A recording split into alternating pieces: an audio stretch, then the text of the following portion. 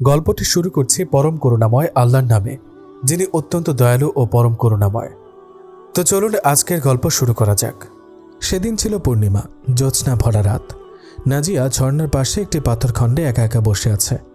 জ্যোৎস্নার আলো ঝর্ণার পানিতে এক অপূর্ব ছন্দের সৃষ্টি করে চলেছে। ফুলের মিষ্টি গন্ধ ছড়িয়ে পড়েছে বাগানের চারিদিকে। নাজিয়া আপন মনে পবিত্র কোরআনের একটি আয়াত বারবার তিলাওয়াত করছে। তার সুললিত কণ্ঠের সুমিষ্ট আওয়াজ সমস্ত বাড়ির স্তরে স্তরে ছড়িয়ে পড়ছে। নাজিয়া এখন স্বামীর বাড়িতে। বাড়িটি বেশ বড়, রাস্তা থেকে খানিকটা দূরে, চারিদিকে পাকা দেয়াল। গেট দিয়ে ঢুকেই রাস্তার বাম দিকে একটি সুন্দর বাগান, সেই সাথে ঝর্ণা। নাজিয়ার শ্বশুর জামিল সাহেব একজন ধার্মিক ও রুচিশীল লোক।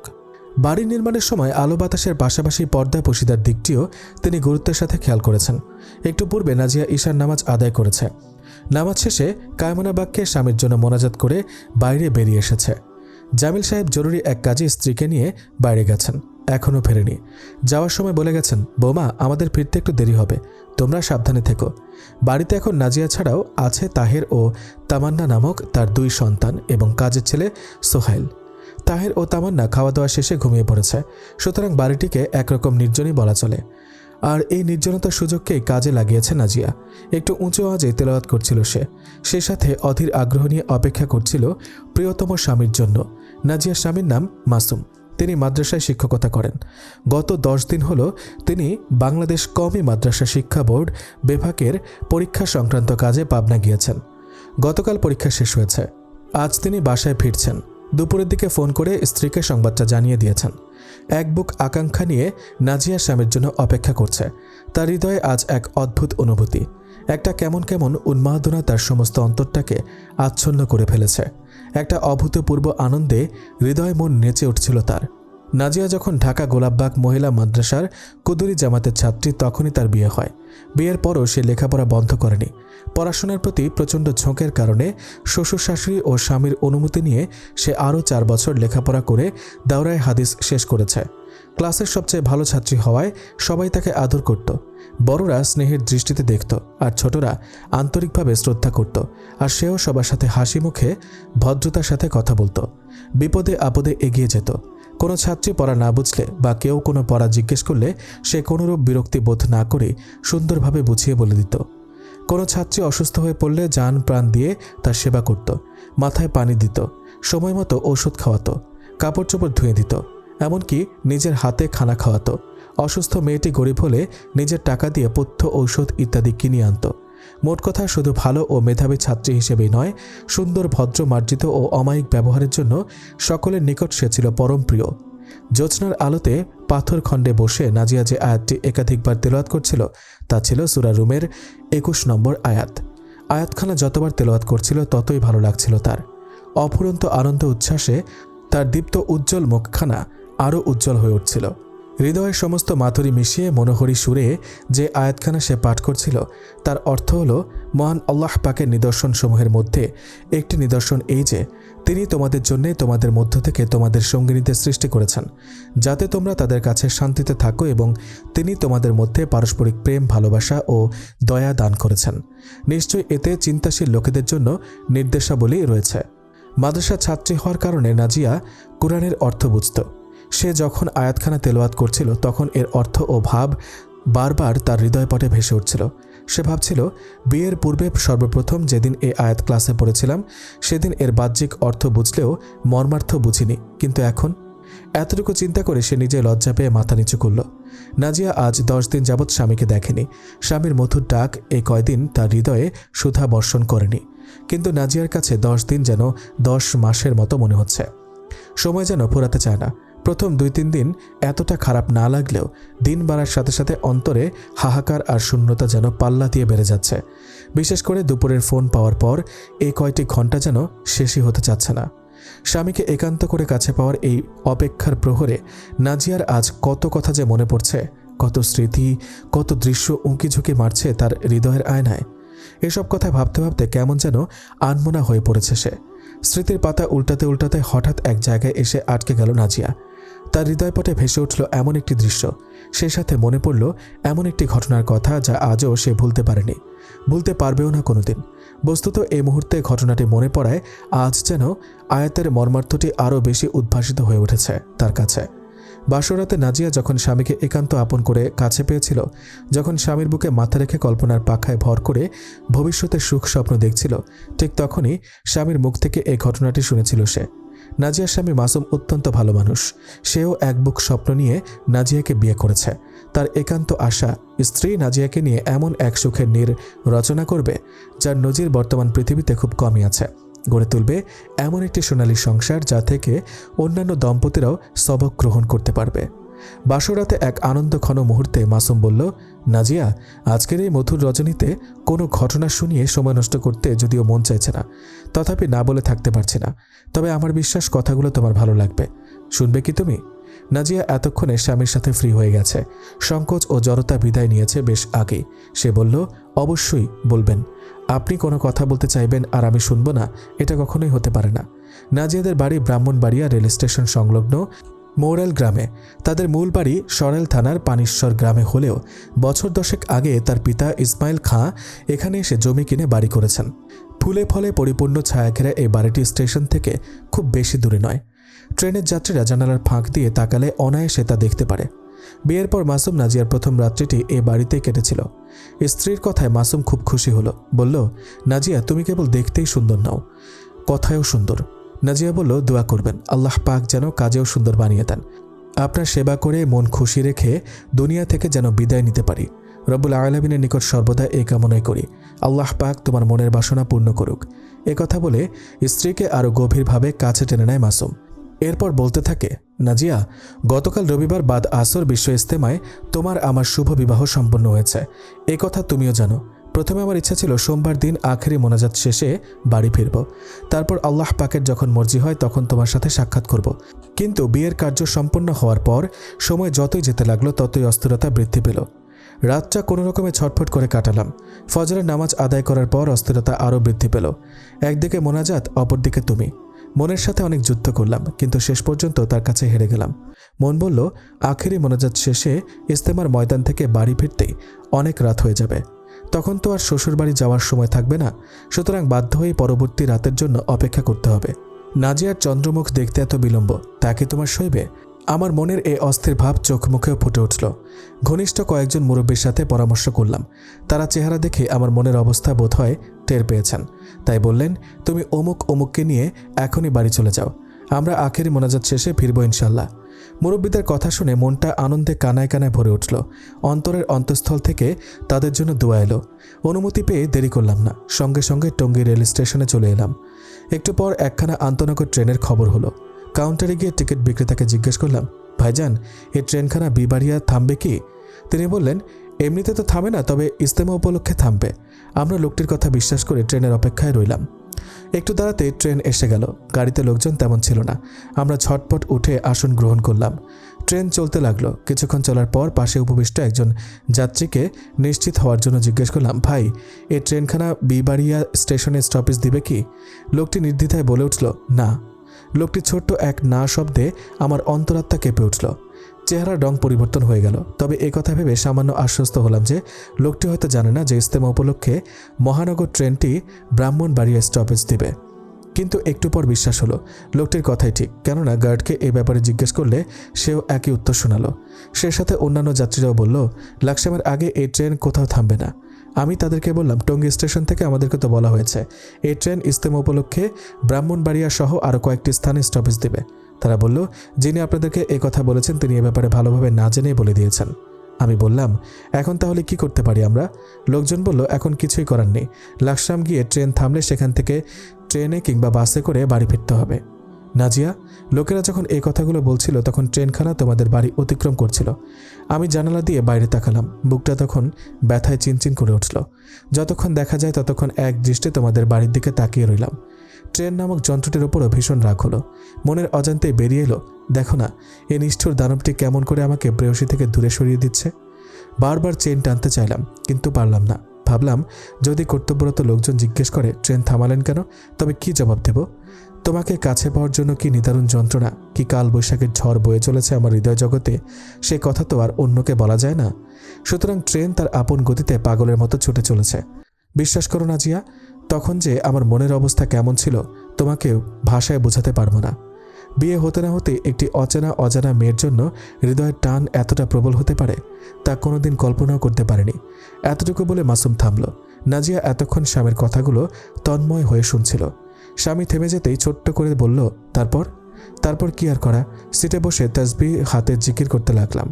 খোদাই ফয়সালাকে দিল থেকে মেনে নিলাম। সেই সাথে চিন্তা করে বের করলাম যে এত কষ্ট করে টঙ্গীর ময়দানে গিয়েও আখেরি মোনাজাতে শরিক না হয়ে চলে আসার কারণেই আমার এই পেরেশানি এসেছে।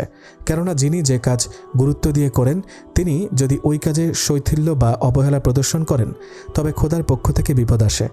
আমি যেহেতু তাবলিগকে নিজের কাজ বানিয়ে নিয়েছিলাম, অত্যন্ত পাবন্দির সাথে এর বিভিন্ন প্রোগ্রামে অংশগ্রহণ করতাম। আমি যখন তাবলিগের এক আন্তর্জাতিক মহাসম্মেলন বিশ্ব ইজতেমা শেষ না করে মোনাজাতে শরিক না হয়ে চলে যাচ্ছি, কাজেই পেরেশানি তো কিছু হবেই। ট্রেন এতক্ষণে আখাউড়া স্টেশন ছাড়িয়ে গেছে। বিরামহীনভাবে চলছে সে, থামার কোনো লক্ষণ পরিলক্ষিত হচ্ছে না। আমি খোদার দিকে মনোনিবেশ করলাম, গভীর আন্তরিকতা সহ তাকে স্মরণ করলাম। মনে মনে দোয়া করলাম, ওগো রহমানুর রহিম, দয়াময় প্রভু, এখন আমার মনের কি অবস্থা তা তুমি ভালো করে জানো। ওগো মাওলা, তুমি তোমার বান্দার প্রতি অনুগ্রহ করো, তার কৃত অপরাধকে মার্জনা করে দাও। বিশ্ব ইজতেমার আখেরি মোনাজাতে শরিক না হয়ে প্রিয়তমের সাক্ষাৎকে প্রাধান্য দিয়ে আমি মহা অন্যায় করে ফেলেছি খোদা। এই অন্যায়ের জন্যই আজ আমার এত বড় পেরেশানি হচ্ছে, এত কঠিন শাস্তির সম্মুখীন হয়েছি আমি। ওগো রব্বুল আলামিন, তুমি আমাকে মাফ করে দাও।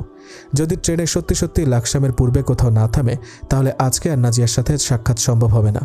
ওগো মাবুদ, তুমি তো সর্বশক্তিমান, সবকিছুই পারো তুমি, তোমার অসাধ্য কিছুই নেই খোদা। তুমি তোমার বান্দার ওপর অনুগ্রহ করো, যে কোনো উপায়ে ট্রেন থামার ব্যবস্থা করো, নইলে আমার অবস্থা কি হতে পারে তুমি তা আমার চেয়ে ভালো জানো। নাজিয়া, বিশ্বাস করো, আমি এই কথাগুলো এতটাই দৃঢ়তার সাথে আত্মবিশ্বাস নিয়ে বলেছিলাম যে আমার মনে হচ্ছিল আল্লাহর অপরিসীম কুদরতে এই বুঝি ট্রেন থেমে গেল। আর বাস্তবেও হয়েছিল তাই। হাদিসে কুদসিতে আছে, আল্লাহ তাআলা বলেন, বান্দা আমার সাথে যেমন ধারণা রাখে আমি তার সাথে তেমন ব্যবহার করি। এই হাদিসখানা তখন আমার পূর্ণরূপে স্মরণে ছিল। সাথে সাথে এ কথাও আমার একিন ছিল যে বান্দা যদি নিজের গুনাহের কারণে কোনো বিপদ আপদের সম্মুখীন হয় তার তখন সে গুনাহের জন্য অনুতপ্ত হয়ে আল্লাহর নিকট কায়মনা বাক্যে ক্ষমা প্রার্থনা করে, তখন মেহেরবান খোদা তার অপরিসীম দয়ায় তাকে সেই বিপদ থেকে উদ্ধার করেন। নাজিয়া, তুমি শুনে আশ্চর্য হবে যে আমার দোয়া শেষ হতে না হতেই গাড়িটি এমন একটি স্টেশনে এসে হঠাৎ করে থেমে গেল যেখান থেকে অতি সহজে টেম্পো ও বাস যোগে দ্রুত ব্রাহ্মণবাড়িয়া আসা যায়। আরও মজার কথা হলো, যদি গাড়িটি আগের 2-3টি স্টেশনের যে কোনো একটিতে থামতো তবে পথ কম হলেও ব্রাহ্মণবাড়িয়ার সাথে সেখানকার যোগাযোগ ব্যবস্থা উন্নত না হওয়ার কারণে কয়েক গুণ সময় বেশি লাগতো। গাড়ি স্টেশনে থামার সাথে সাথে আমি একজনকে জিজ্ঞেস করলাম, ভাই, এখানে কি এ গাড়ির স্টপেজ আছে? লোকটি বলল, না, স্টপেজ নেই, মনে হয় বিশেষ কোনো কারণে থেমেছে। আমি এই ট্রেনে বহুদিন যাবৎ আসা যাওয়া করি, কিন্তু কোনোদিন এখানে থামেনি। যাক, আপনার জন্য ভালোই হলো, অনেক তাড়াতাড়ি বাড়ি পৌঁছাতে পারবেন। আল্লাহ পাকের সাহায্য পেয়ে মনটা আনন্দে উদ্বেলিত হলো, তার প্রতি কৃতজ্ঞতায় মাথা নুয়ে এলো। মনে মনে অসংখ্যবার আলহামদুলিল্লাহ বলে শুকরিয়া জ্ঞাপন করলাম। স্ত্রী নাজিয়াকে খবরটা জানিয়ে মাসুম দেরি করল না। অল্প সময়ের মধ্যে সবকিছু গুছিয়ে নিয়ে ঢাকাগামী একটি বাসে এসে চলল। নির্দিষ্ট সময়ে বাস ছেড়ে দিল। উল্কা বেগে ছুটে চলল সম্মুখ পানে। মাসুম খুবই মিশুক ছেলে, তদুপরি সে জানে যে মুসলমানের সাথে হাসি মুখে কথা বলা, তাদের সাথে পরিচিত হওয়া, খোঁজ খবর নেওয়া ইত্যাদি সুন্নতের অন্তর্ভুক্ত। তাই এমনটি কখনোই হয়নি যে তার পাশে কোনো মুসলমান বসা আছে অথচ তার সাথে সে পরিচিত হয়ে সুন্দর ও বিনম্র আচরণ করে ভাব জমিয়ে তোলেনি। মাসুমের পাশে ছিল একজন 18-19 বছরের যুবক। মাসুম প্রথমে তার পরিচয় নেয়, তারপর তার সাথে বিভিন্ন বিষয়ে আলাপ করে। যুবকটিও মাসুমের ব্যবহারে মুগ্ধ হয়। এই দীর্ঘ সফরে একজন মনের মতো সঙ্গী পেয়ে মহান আল্লাহর শুকরিয়া আদায় করে সে। যুবকের নাম রায়হান, বাড়ি সিরাজগঞ্জ জেলার উল্লাপাড়া থানায়। তার 3 মামা, 2 মামা বাসা নিয়ে ঢাকার মিরপুর পল্লবীতে থাকেন। আরেকজন বগুড়া শহরে ব্যবসা করেন। স্ত্রী ও ছেলে মেয়েদের নিয়ে সেখানেই থাকেন। গত কয়েকদিন পূর্বে রায়হানদের এসএসসি পরীক্ষার রেজাল্ট বের হয়েছে। রায়হান খুব ভালো ছাত্র, সে A+ পেয়ে পাশ করেছে। এই খুশির সংবাদটি আত্মীয় স্বজনদের কাছে স্বয়ং পৌঁছানোর জন্য সে আজ 3 থেকে 4 দিন যাবৎ এখান থেকে সেখানে সফর করে চলেছে। আজ রায়হানের গন্তব্য হলো ঢাকার পল্লবী। গতকাল সে বগুড়া হতে ব্রাহ্মণবাড়িয়া এসেছিল। এতক্ষণ মাসুম ও রায়হানের মধ্যে বিভিন্ন বিষয়ে আলোচনা চলছিল। এবার কথা প্রসঙ্গে রায়হান একটি শিক্ষণীয় বাস্তব ঘটনা মাসুমকে শোনালো। রায়হান বলল, একদা আমি বগুড়া থেকে বাড়ি ফিরছিলাম। ফেরার পথে নাগডামরা গ্রামের বাস স্ট্যান্ডে এসে দাঁড়ালাম। সেখানে কয়েকজন লোক পূর্ব থেকে বাসের জন্য অপেক্ষা করছিল। আমি সেখানে গিয়ে দাঁড়াতে একটি লোক আমার দিকে এগিয়ে এলো। জিজ্ঞেস করলো, ভাই কোথায় যাবেন? উল্লাপাড়া যাব। আমি সহজভাবে জবাব দিলাম। এমন সময় দূর থেকে একটি কোচ আসতে দেখা গেল। কোচটি কাছাকাছি চলে এলে লোকটি বলল, ভাই এটি কোহিনূর সার্ভিস, ঢাকা যাবে। আপনি যদি উল্লাপাড়ার কথা বলেন তবে হেল্পার আপনাকে কিছুতেই গাড়িতে উঠতে দেবে না, তাই আপনি ঢাকা যাওয়ার কথা বলে গাড়িতে উঠে যাবেন। পরে উল্লাপাড়ায় গিয়ে কোনো এক কারণ দেখিয়ে নেমে পড়বেন। এতে অল্প সময়ে গন্তব্যে পৌঁছাতে পারবেন। আমি লোকটিকে জিজ্ঞাসা করলাম, আপনার গন্তব্য কোথায়? লোকটি বলল, আমি শাহজাদপুর যাব, তবে আপনাকে যে কৌশল শিখিয়ে দিয়েছি তা আমিও অবলম্বন করব, নচেত বাড়ি ফিরতে অনেক দেরি হয়ে যাবে। আমি বললাম, ভাই মিথ্যা বলা মহাপাপ, মিথ্যার পরিণতি অত্যন্ত ভয়াবহ। হাদিস শরীফে আছে, সত্য মানুষকে মুক্তি দেয় আর মিথ্যা মানুষকে ধ্বংস করে। সুতরাং সামান্য একটু সুবিধা লাভের জন্য কিছুতেই মিথ্যা বলতে পারবো না। আর আপনাকেও আমি অনুরোধ করে বলছি, প্রয়োজনে একটু দেরি করে বাসায় ফিরুন, তবুও মিথ্যার আশ্রয় নেবেন না। ইতোমধ্যে কোহিনূর কোচটি এসে আমাদের সামনে দাঁড়িয়ে গেছে। আমি হেল্পারকে মিথ্যাভাবে ঢাকার কথা না বলে সত্যভাবে উল্লাপাড়ার কথাই বললাম। হেল্পার জানালো, এটি ঢাকার কোচ, আপনাকে নেওয়া যাবে না। সুতরাং আমি পূর্বের স্থানেই অন্য বাসের অপেক্ষায় দাঁড়িয়ে রইলাম। এদিকে লোকটি ঢাকার কথা বলে কোচে চড়ে বসলো। ওঠার সময় আমার দিকে বাঁকা দৃষ্টিতে তাকিয়ে তাচ্ছিলের স্বরে বলল, আপনি তো একটা গ্রেট বোকা, মনে রাখবেন সব জায়গায় সুফিগিরি চলে না। আমি বললাম, ভাই আমি বোকা আছি, ভালো আছি, কিন্তু মিথ্যুক তো নই। কোহিনূর চলে গেল। 15-20 মিনিট দাঁড়িয়ে রইলাম, কোনো বাস এলো না, কিন্তু খোদার কুদরত বুঝা বড় তাই। একটু পর একটি ভ্যান চালক এসে বলল, কোহিনূর কোচটি মারাত্মক দুর্ঘটনার শিকার হয়েছে, একজন সঙ্গে সঙ্গে মারা গেছে, 25 জন আহত হয়েছে, তন্মধ্যে 8 জনের অবস্থা খুবই গুরুতর। ভ্যান চালকের কথা শুনে আমি একটি রিক্সা নিয়ে দ্রুত দুর্ঘটনার স্থানে উপস্থিত হলাম। দেখলাম একটি লাশ কাপড় দিয়ে ঢাকা আছে, তার সমস্ত দেহ চূর্ণ বিচূর্ণ হয়ে গেছে, মাথা ফেটে মগজ বের হয়ে এসেছে, পরনের কাপড়গুলো রক্তে রঞ্জিত। আমি মুখের কাপড়খানা সরিয়ে একটু ভালোভাবে তাকাতে চমকে উঠলাম, কেননা এ ছিল ওই ব্যক্তির লাশ যে আমাকে কিছুক্ষণ পূর্বে গ্রেট বোকা আখ্যা দিয়ে মিথ্যা কথা বলে চলে এসেছিল। ভাইজান, এই দৃশ্য দেখে লোকটির জন্য আমার বড় মায়া হলো। তবে সেই সাথে মিথ্যা বলার করুণ পরিণতি প্রত্যক্ষ করে হাদিসের প্রতি ভক্তি বিশ্বাস আরও বহুগুণে বেড়ে গেল। ভাইজান, বাড়িতে এসে যার কাছে এই ঘটনা শোনালাম সেই আমাকে বলল, সত্য কথা বলার কারণেই তুমি রক্ষা পেয়েছ। মাসুম বলল, হ্যাঁ, তাদের সাথে আমিও একমত।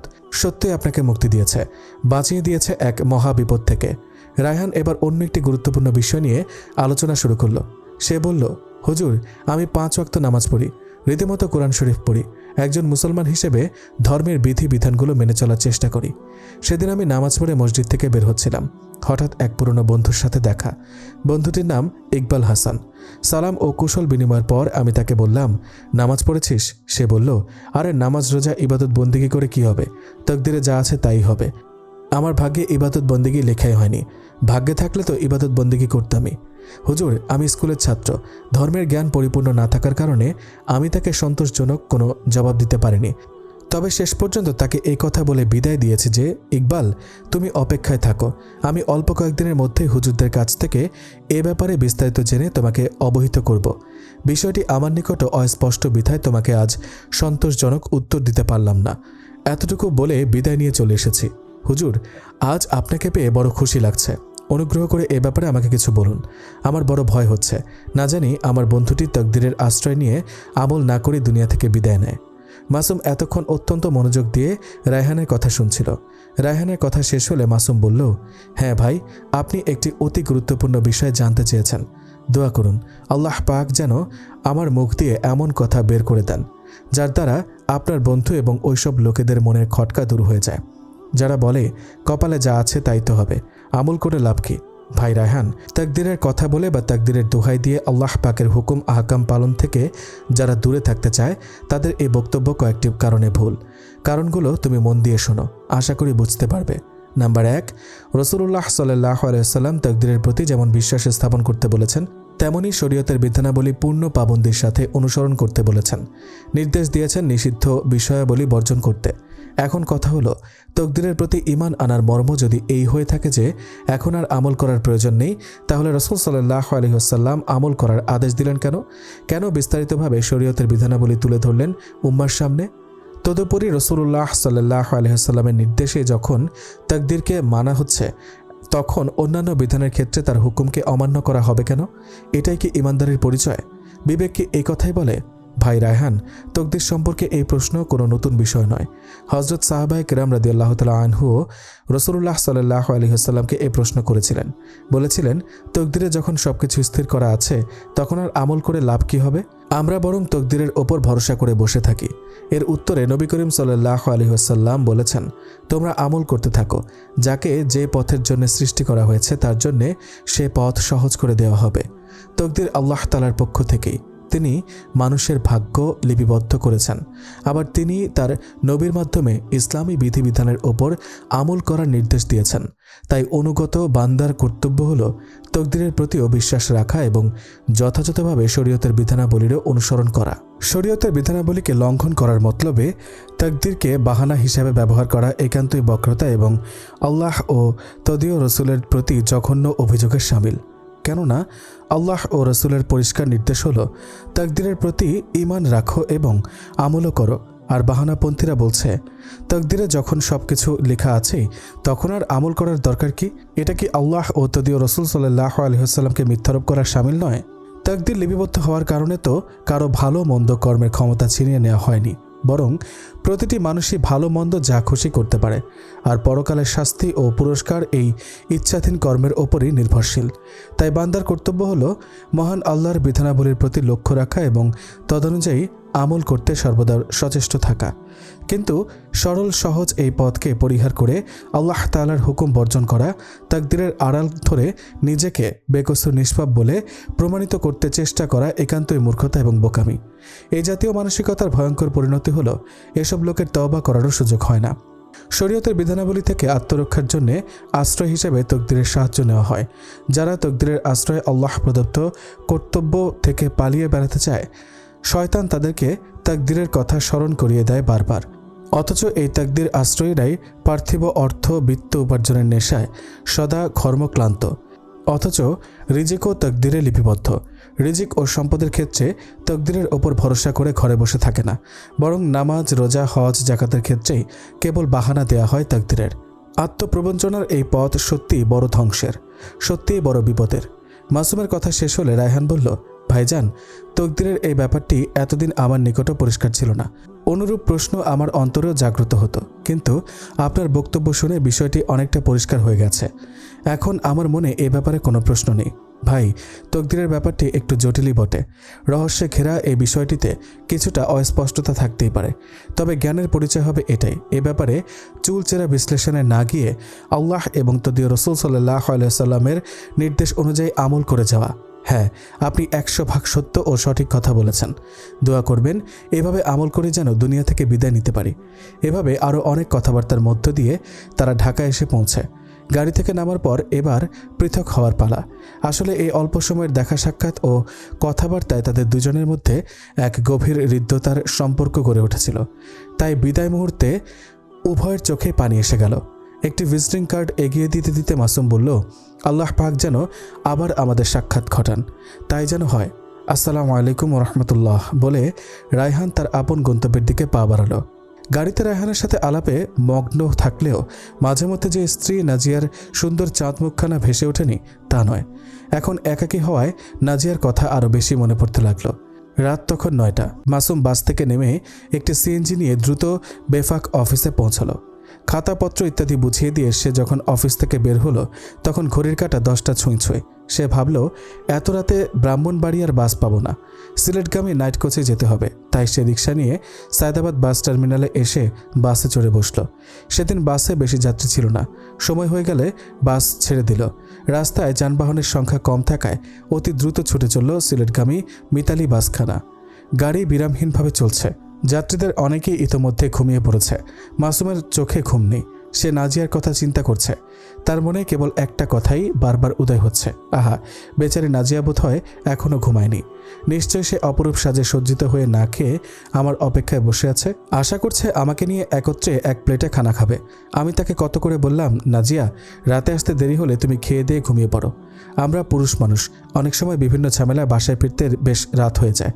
যদি আমার অপেক্ষায় বসে থাকো তবে অনেক কষ্ট হবে, স্বাস্থ্য ভেঙে পড়বে। কিন্তু এ কথা সে মানেনি, মানতে পারেনি। স্বামীর প্রতি তার অকৃত্রিম ভালোবাসা, অসীম প্রেম ও অফুরন্ত হৃদয়ের টানই তাকে ঘুমোতে দেয়নি, খেতে দেয়নি একা একা। রাত যত গভীর হোক না কেন, সময় যত বেশি হোক না কেন, কোনো দিন তাকে ঘুমন্ত অবস্থায় পাইনি। পেয়েছি তেলাওয়াতে, পেয়েছি মোনাজাতে, পেয়েছি ধর্মীয় কোনো পুস্তক পাঠে। হায়, আমার কলিজার টুকরা হৃদয়ের রানী নাজিয়া এখনও আমার জন্য নির্ঘুম অবস্থায় জেগে আছে। হঠাৎ একটি বিকট আওয়াজ হয়। গাড়িখানা প্রচণ্ড ঝাঁকুনি দিয়ে থেমে যায়। ঘুমন্ত যাত্রীরা হকচকিয়ে জেগে ওঠে। কি ঘটেছে, কেন এমন হলো, কিছুই বুঝতে পারছে না তারা। সবাই নিজ নিজ আসনে বসে আল্লাহর নাম স্মরণ করতে থাকে। গাড়িটি তখন মাধবদী থেকে 1 কিলোমিটার দূরে একটি নির্জন এলাকায়। আশেপাশে কোনো বাড়িঘর নেই, শুধু হেডলাইটের আলোতে রাস্তা থেকে বেশ দূরে একটি দেওয়াল চোখে পড়ল। এতক্ষণে লোকজন বুঝতে পারল গাড়ির পেছনে চাকা ব্রাস্ট হয়েছে। সেই সাথে এও জানল যে ভুলক্রমে প্রয়োজনীয় তেলও আনা হয়নি। নতুন চাকা সংযোজন ও তেল আনতে কতক্ষণ লাগবে এ কথা ড্রাইভারকে জিজ্ঞেস করলে সে বলল, কমপক্ষে 1.5 থেকে 2 ঘন্টা তো লাগবেই, কারণ তেলের জন্য মাধবদী যাওয়া ছাড়া অন্য কোনো উপায় নেই।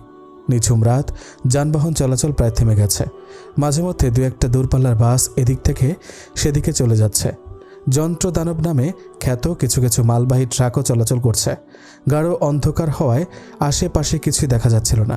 যারা বাস থেকে নেমেছিল 2-1জন সাহসী যাত্রী ছাড়া বাকিরা সবাই নিজ নিজ আসনে বসে ঘুমাতে লাগলো। মাসুমও ঘুমাতে চেষ্টা করলো, কিন্তু পারল না।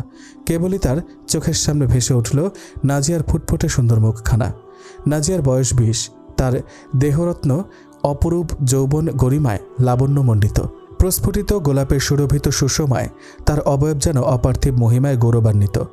সুন্দরীর আঁখি যুগলের বাঁকা চাহনি প্রেমাস্পদের হৃদয় তলে মায়াবান নিক্ষেপ করতে বেশ দক্ষ। তার অনুপম গঠন স্বামীর মন প্রাণ হরণ করে প্রেমের মূর্ছনা জাগিয়ে তোলে। টুকটুকে লাল পাতলা ওষ্ঠ যুগলে সবসময় লেগে থাকে হাসির রেখা। কোনো সুদক্ষ কারিগর দ্বারা যেন যুবতীর উন্নত নাসিকাখানা তৈরি করা হয়েছে। কবি সাহিত্যিকরা তাকে পেলে সুকেশী, সুদন্তী, সুনয়না, সুদর্শনা, অনন্যা ও নিরভিমানী ছাড়াও কত শত গুণবাচক শব্দে অভিহিত করতেন, তার কোনো হিসাব নেই। নাজিয়াকে নিয়ে এসব চিন্তা করতে করতে প্রায় অর্ধ ঘন্টা চলে গেল। মনটা কেমন জানি ছটফট করছে মাসুমের। কোনো কিছু ভালো লাগছে না তার। এক পর্যায়ে সে বাস থেকে নেমে পড়ে। ঝিরঝির করে বাতাস বইছিল।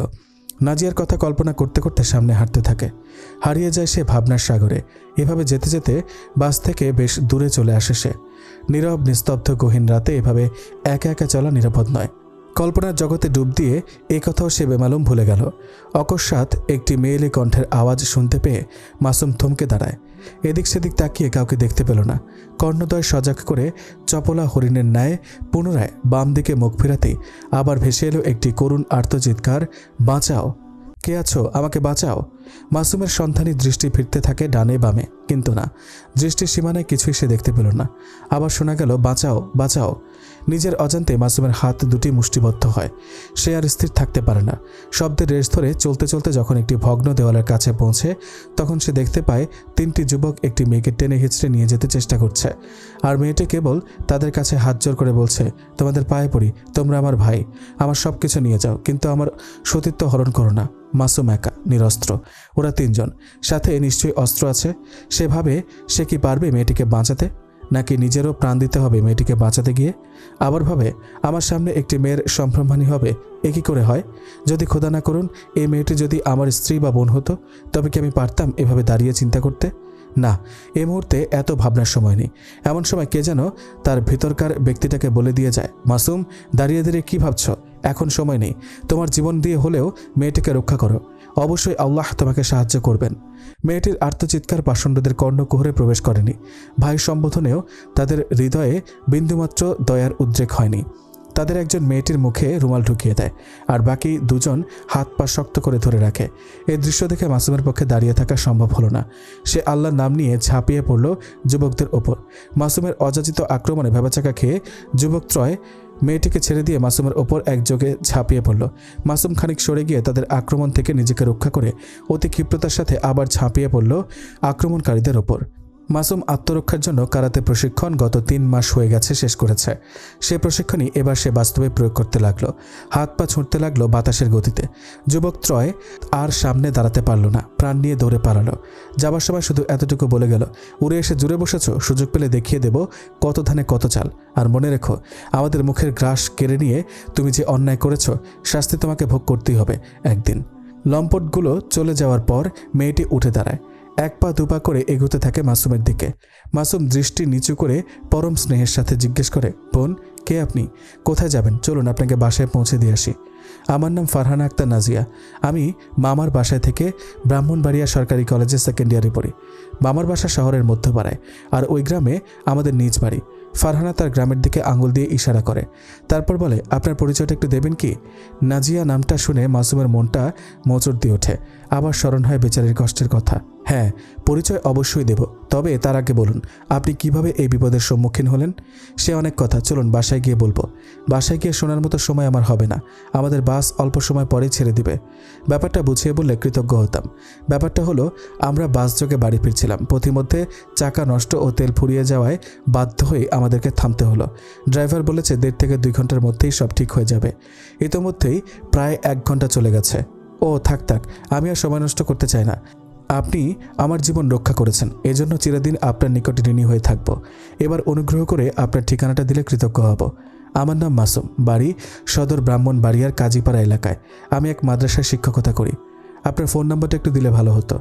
এতক্ষণে তারা ফারহানাদের বাড়ির দিকে হাঁটতে শুরু করেছে। মাসুম ফোন নম্বর সম্বলিত একটি ভিজিটিং কার্ড ফারহানার হাতে তুলে দেয়। তারপর বলে, আপনি কিন্তু বিপদের কারণটা এখনও বলেননি। ও তাই তো, বলে ফারহানা বলতে থাকে, আপনি হুজুর মানুষ, আপনার কাছে কথাটা বলতে যদিও লজ্জা লাগছে, তারপরেও বলতে হচ্ছে। কারণ আমার প্রতি আপনি এমন এক অনুগ্রহকারী যার কথা প্রত্যাখ্যান করা যায় না। আপনি নিজের জীবনের পরোয়া না করে আমার ইজ্জতি হেফাজত করেননি, জীবনও বাঁচিয়েছেন। বলতে সংকোচ বোধ করলে বলার প্রয়োজন নেই। আর আপনি যে বলেছেন আমি আপনাকে বাঁচিয়েছি, এই কথাটি ঠিক নয়, কারণ কেউ কাউকে বাঁচাতে পারে না। বাঁচানোর মালিক একমাত্র আল্লাহ, মানুষ শুধু উসিলা মাত্র। আপনাকে বাঁচানোর জন্য, আপনার ইজ্জত রক্ষার জন্য আল্লাহ পাকে আমাকে উসিলা হিসেবে পাঠিয়েছেন। আচ্ছা ঠিক আছে, ভুল শুধরে দেওয়ার জন্য আপনাকে অসংখ্য ধন্যবাদ। ফারহানা এতক্ষণ একটি ব্যাপারে খুব ভালো করে লক্ষ্য করেছে। সে খেয়াল করে দেখেছে যে মাসুমের সাথে প্রথমবার 4 চোখের মিলন হওয়ার পর এ পর্যন্ত একবারও সে ফারহানার দিকে চোখ তুলে তাকায়নি, এমনকি আর চোখেও নয়। ব্যাপারটি তাকে ভাবিয়ে তোলে। সে চিন্তা করে, এতদিন আমি হুজুর মাওলানাদের শুধু খারাপ জানতাম, অথচ আজকের ঘটনা প্রমাণ করল হুজুররা কত মহৎ, কত উদার। এতক্ষণে তারা গন্তব্যে চলে আসে। মাসুম ঘড়ির দিকে তাকিয়ে বলে, আমাকে এক্ষুনি ফিরতে হবে, দেরি করলে বাস চলে যাবে। এ কি, আপনি কি একটু চাও খাবেন না? তাছাড়া আমার মূল কাহিনীও তো বলা হলো না। আপনার আবদার রক্ষা করতে পারলাম না বলে দুঃখিত। আপনার মামার বাসা মধ্যপাড়া আর আমার বাসা কাজীপাড়া। মধ্যপাড়া কাজীপাড়া তো পাশাপাশি স্থান। মামার বাড়িতে যাওয়ার পর একদিন সুযোগ করে ফোনে জানিয়ে বাসায় আসবেন, তখন কাহিনীও শোনা যাবে, গৃহিণীর সাথেও পরিচিত হবে। আচ্ছা ঠিক আছে, অবশ্যই আমি আপনাদের বাসায় বেড়াতে যাব। এরূপ ক্ষেত্রে ইনশাআল্লাহ বলতে হয়, অর্থাৎ ভবিষ্যতে কোনো কাজের ইচ্ছা ব্যক্ত করার সময় ইনশাআল্লাহ, যদি আল্লাহ চান কথাটি জুড়ে দিতে হয়। কেননা আল্লাহ পাক না চাইলে শত ইচ্ছা থাকা সত্ত্বেও কেউ কিছু করতে পারবে না। ইনশাআল্লাহ কলেজ খুললে মামার বাসায় যাওয়ার পর আপনাদের বাসায় বেড়াতে যাব। এবার হলো তো? হ্যাঁ, এবার হয়েছে। মনে কিছু নেবেন না, একজন যা জানে তা অপরকে বলে দেওয়া এটা ইসলামেরই বিধান, তাই আপনাকে বলে দিলাম। না না, আমি বরং খুশি হয়েছি। আমার মনে হয় আপনার স্ত্রীও দিনদার মেয়ে। আমি মুসলমান ঠিকই, কিন্তু মুসলমানের কিছুই বুঝি না। আমি ছোটবেলা থেকে অন্য পরিবেশে লালিত পালিত হয়েছে, কেউ আমাকে এসব বলেও নি, শেখায়ও নি। আমার মনে হয় আপনাদের সংস্পর্শে থাকলে ধর্মের ব্যাপারে অনেক কিছু শিখতেও পারতাম আমি। আমার জন্য খাস করে দোয়া করবেন। ঠিক আছে, অবশ্যই দোয়া করব, বলে মাসুম ফারহানাকে বাড়ির ভিতরে পাঠিয়ে দিয়ে বিদায় নিয়ে বাসের দিকে পা বাড়ালো। রাত তখন 12টা। নাজিয়া তার স্বামীর অপেক্ষায় অপেক্ষমান। সে আজ সবচেয়ে সুন্দর কাপড় পরিধান করেছে। স্বামীর জন্য মনের সমস্ত মাথুরি মিশিয়ে সাজগোজ করেছে। চুলে তেল দিয়ে সুন্দর করে আঁচড়িয়ে বেনি করে নিয়েছে। হাতে পায়ে টিউব মেহেদি ব্যবহার করেছে। ওষ্ঠদ্বয়কে কাপড়ের সাথে ম্যাচিং করে লিপস্টিক দিয়ে রাঙিয়ে তুলেছে। মুখে স্নো দিয়েছে। হাতে, কানে ও গলায় অলংকার পরিধান করেছে। মিসওয়াক করে উত্তম রূপে দাঁত পরিষ্কার করে নিয়েছে। গোসলের সময় উত্তম রূপে গোটা দেহ সাফাই করেছে। মোট কথা, স্বামী মাসুমকে খুশি করার জন্য সাজসজ্জার কোনোটি বাকি রাখেনি সে। নাজিয়া একজন পতিপ্রাণা স্ত্রী। পৃথিবীর সকল স্ত্রীর জন্য সে যেন একটা আদর্শ। স্বামীর সন্তুষ্টির জন্য বৈধ সবকিছুই করে সে। দাম্পত্য জীবনের 4 বছরের মধ্যে একদিনও এমন হয়নি যে স্বামী সফর থেকে ফিরে এসে তাকে নববধূর ন্যায় সজ্জিত অবস্থায় পায়নি। তাছাড়া প্রতিদিন রাতে পরিপাটি হয়ে আকর্ষণীয় রূপ ধারণ করে স্বামীর বিছানায় যাওয়া তার নিয়মিত অভ্যাস। উপরন্তু স্বামীর উপস্থিতিতে দিনের বেলায়ও রূপচর্চা তার ভুল হয় না। অর্থাৎ তখনও সে যথাসম্ভব পরিপাটি হয়ে থাকার চেষ্টা করে। স্বামীর সাথে সর্বদা হাসি মুখে কথা বলে। তাকে সে মাথার তাজ ও সর্বাধিক শ্রদ্ধা পাওয়ার উপযুক্ত ব্যক্তি বলে মনে করে। কখনো কোনো ভুল করে ফেললে কিংবা কোনো কথা বা কাজের দ্বারা স্বামী কষ্ট পেয়েছেন মনে করলে সঙ্গে সঙ্গে ক্ষমা চেয়ে নেয়। স্বামীর বিরোধিতা করাকে সবসময় সে এড়িয়ে চলে। তার দেওয়া সামান্য উপহারকেও সে আনন্দ চিত্তে গ্রহণ করে। সর্বোপরি স্বামীর সেবা ও খিদমতকে সে জীবনের প্রধান কাজ বলে মনে করে। রাত বাড়তে থাকায় নাজিয়া চিন্তিত হয়। এতক্ষণ সে কোরআন তেলাওয়াত, তাসবিহ, তাহলিল ও ধর্মীয় বই পড়ে কাটিয়েছে। এবার সে 2 রাকাত নামাজ পড়ে মোনাজাতের জন্য হাত উঠিয়েছে। সে কেঁদে কেঁদে বলছে, আয় পরওয়ারদিগার, তুমি অনাদি, অনন্ত, সর্বজ্ঞ, সর্বশক্তিমান, অসীম করুণাময় তুমি। ওগো দয়ার সাগর, তুমি আমার স্বামীকে যাবতীয় বিপদ থেকে হেফাজত করো। তার শরীর স্বাস্থ্য ভালো রাখো। অতি নিরাপদে আমার বুকে তাকে ফিরিয়ে দাও। হে আল্লাহ, তুমি রহমান, তুমি রহিম, তোমার দয়ার কোনো অন্ত নেই, শেষ নেই। তুমি মেহেরবানি করে আমার কলিজার টুকরা স্বামীকে ডানে বামে উপরে নিচে সব দিক দিয়ে হেফাজত করো। দোয়া শেষে নাজিয়া বলল, হে প্রভু, যদি আমার স্বামী আজ রাতে সুস্থাবস্থায় ফিরে আসে তবে আমি শুকরিয়া স্বরূপ 5টি রোজা রাখব। এ কথা বলে সে আবার কোরআন তেলাওয়াতে মগ্ন হলো। ফারহানাকে বাড়িতে পৌঁছে দিয়ে মাসুম গাড়িতে এসে বসল। এতক্ষণে গাড়ি সম্পূর্ণ ঠিক হয়ে গেছে। ড্রাইভার তার আসনে বসে বিসমিল্লাহ বলে গাড়ি স্টার্ট দিল। একটা ঝাঁকুনি দিয়ে চলতে শুরু করলো গাড়ি। মাসুম যখন বাসায় পৌঁছলো তখন রাত 2:30। বাসার পাশেই ছিল একটি জামে মসজিদ। মাসুম প্রথমে বাসায় না গিয়ে মসজিদে প্রবেশ করলো।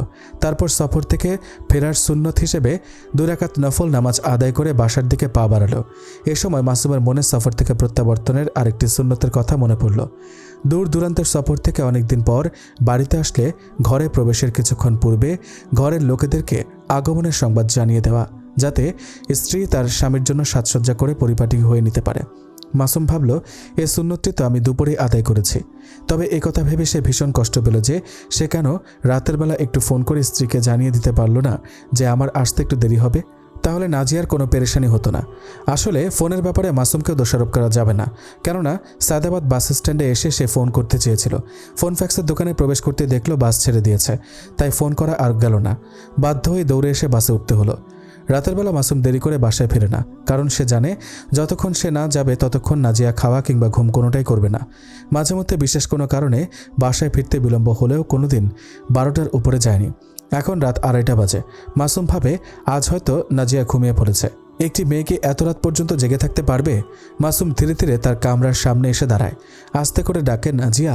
নাজিয়া তখন ক্ষীণ আওয়াজে সূরায়ে মুলক তিলাওয়াত করছিল। ডাক শুনেই সারা দেহ মন পুলকিত হয়ে উঠল। এ আওয়াজ তার শুধু পরিচিত নয়, একান্ত কাম্য, আরাধ্য, চিত্ত বিনোদক। এ তো তার পরম প্রিয়ের কণ্ঠস্বর। এ মধুর ডাক তার হৃদয় কেড়ে নিল। অন্তর জুড়ে বয়ে চলল এক আনন্দময় অনুভূতি। নাজিয়া দ্রুত দরজা খুলে দেয়। তার দোয়া কবুল হওয়ায় মহান আল্লাহর শুকরিয়া আদায় করে। অনাবিল এক আনন্দে পুলকিত হয় তার হৃদয় মন। চোখের কোণায় জমে ওঠে আনন্দ অশ্রু।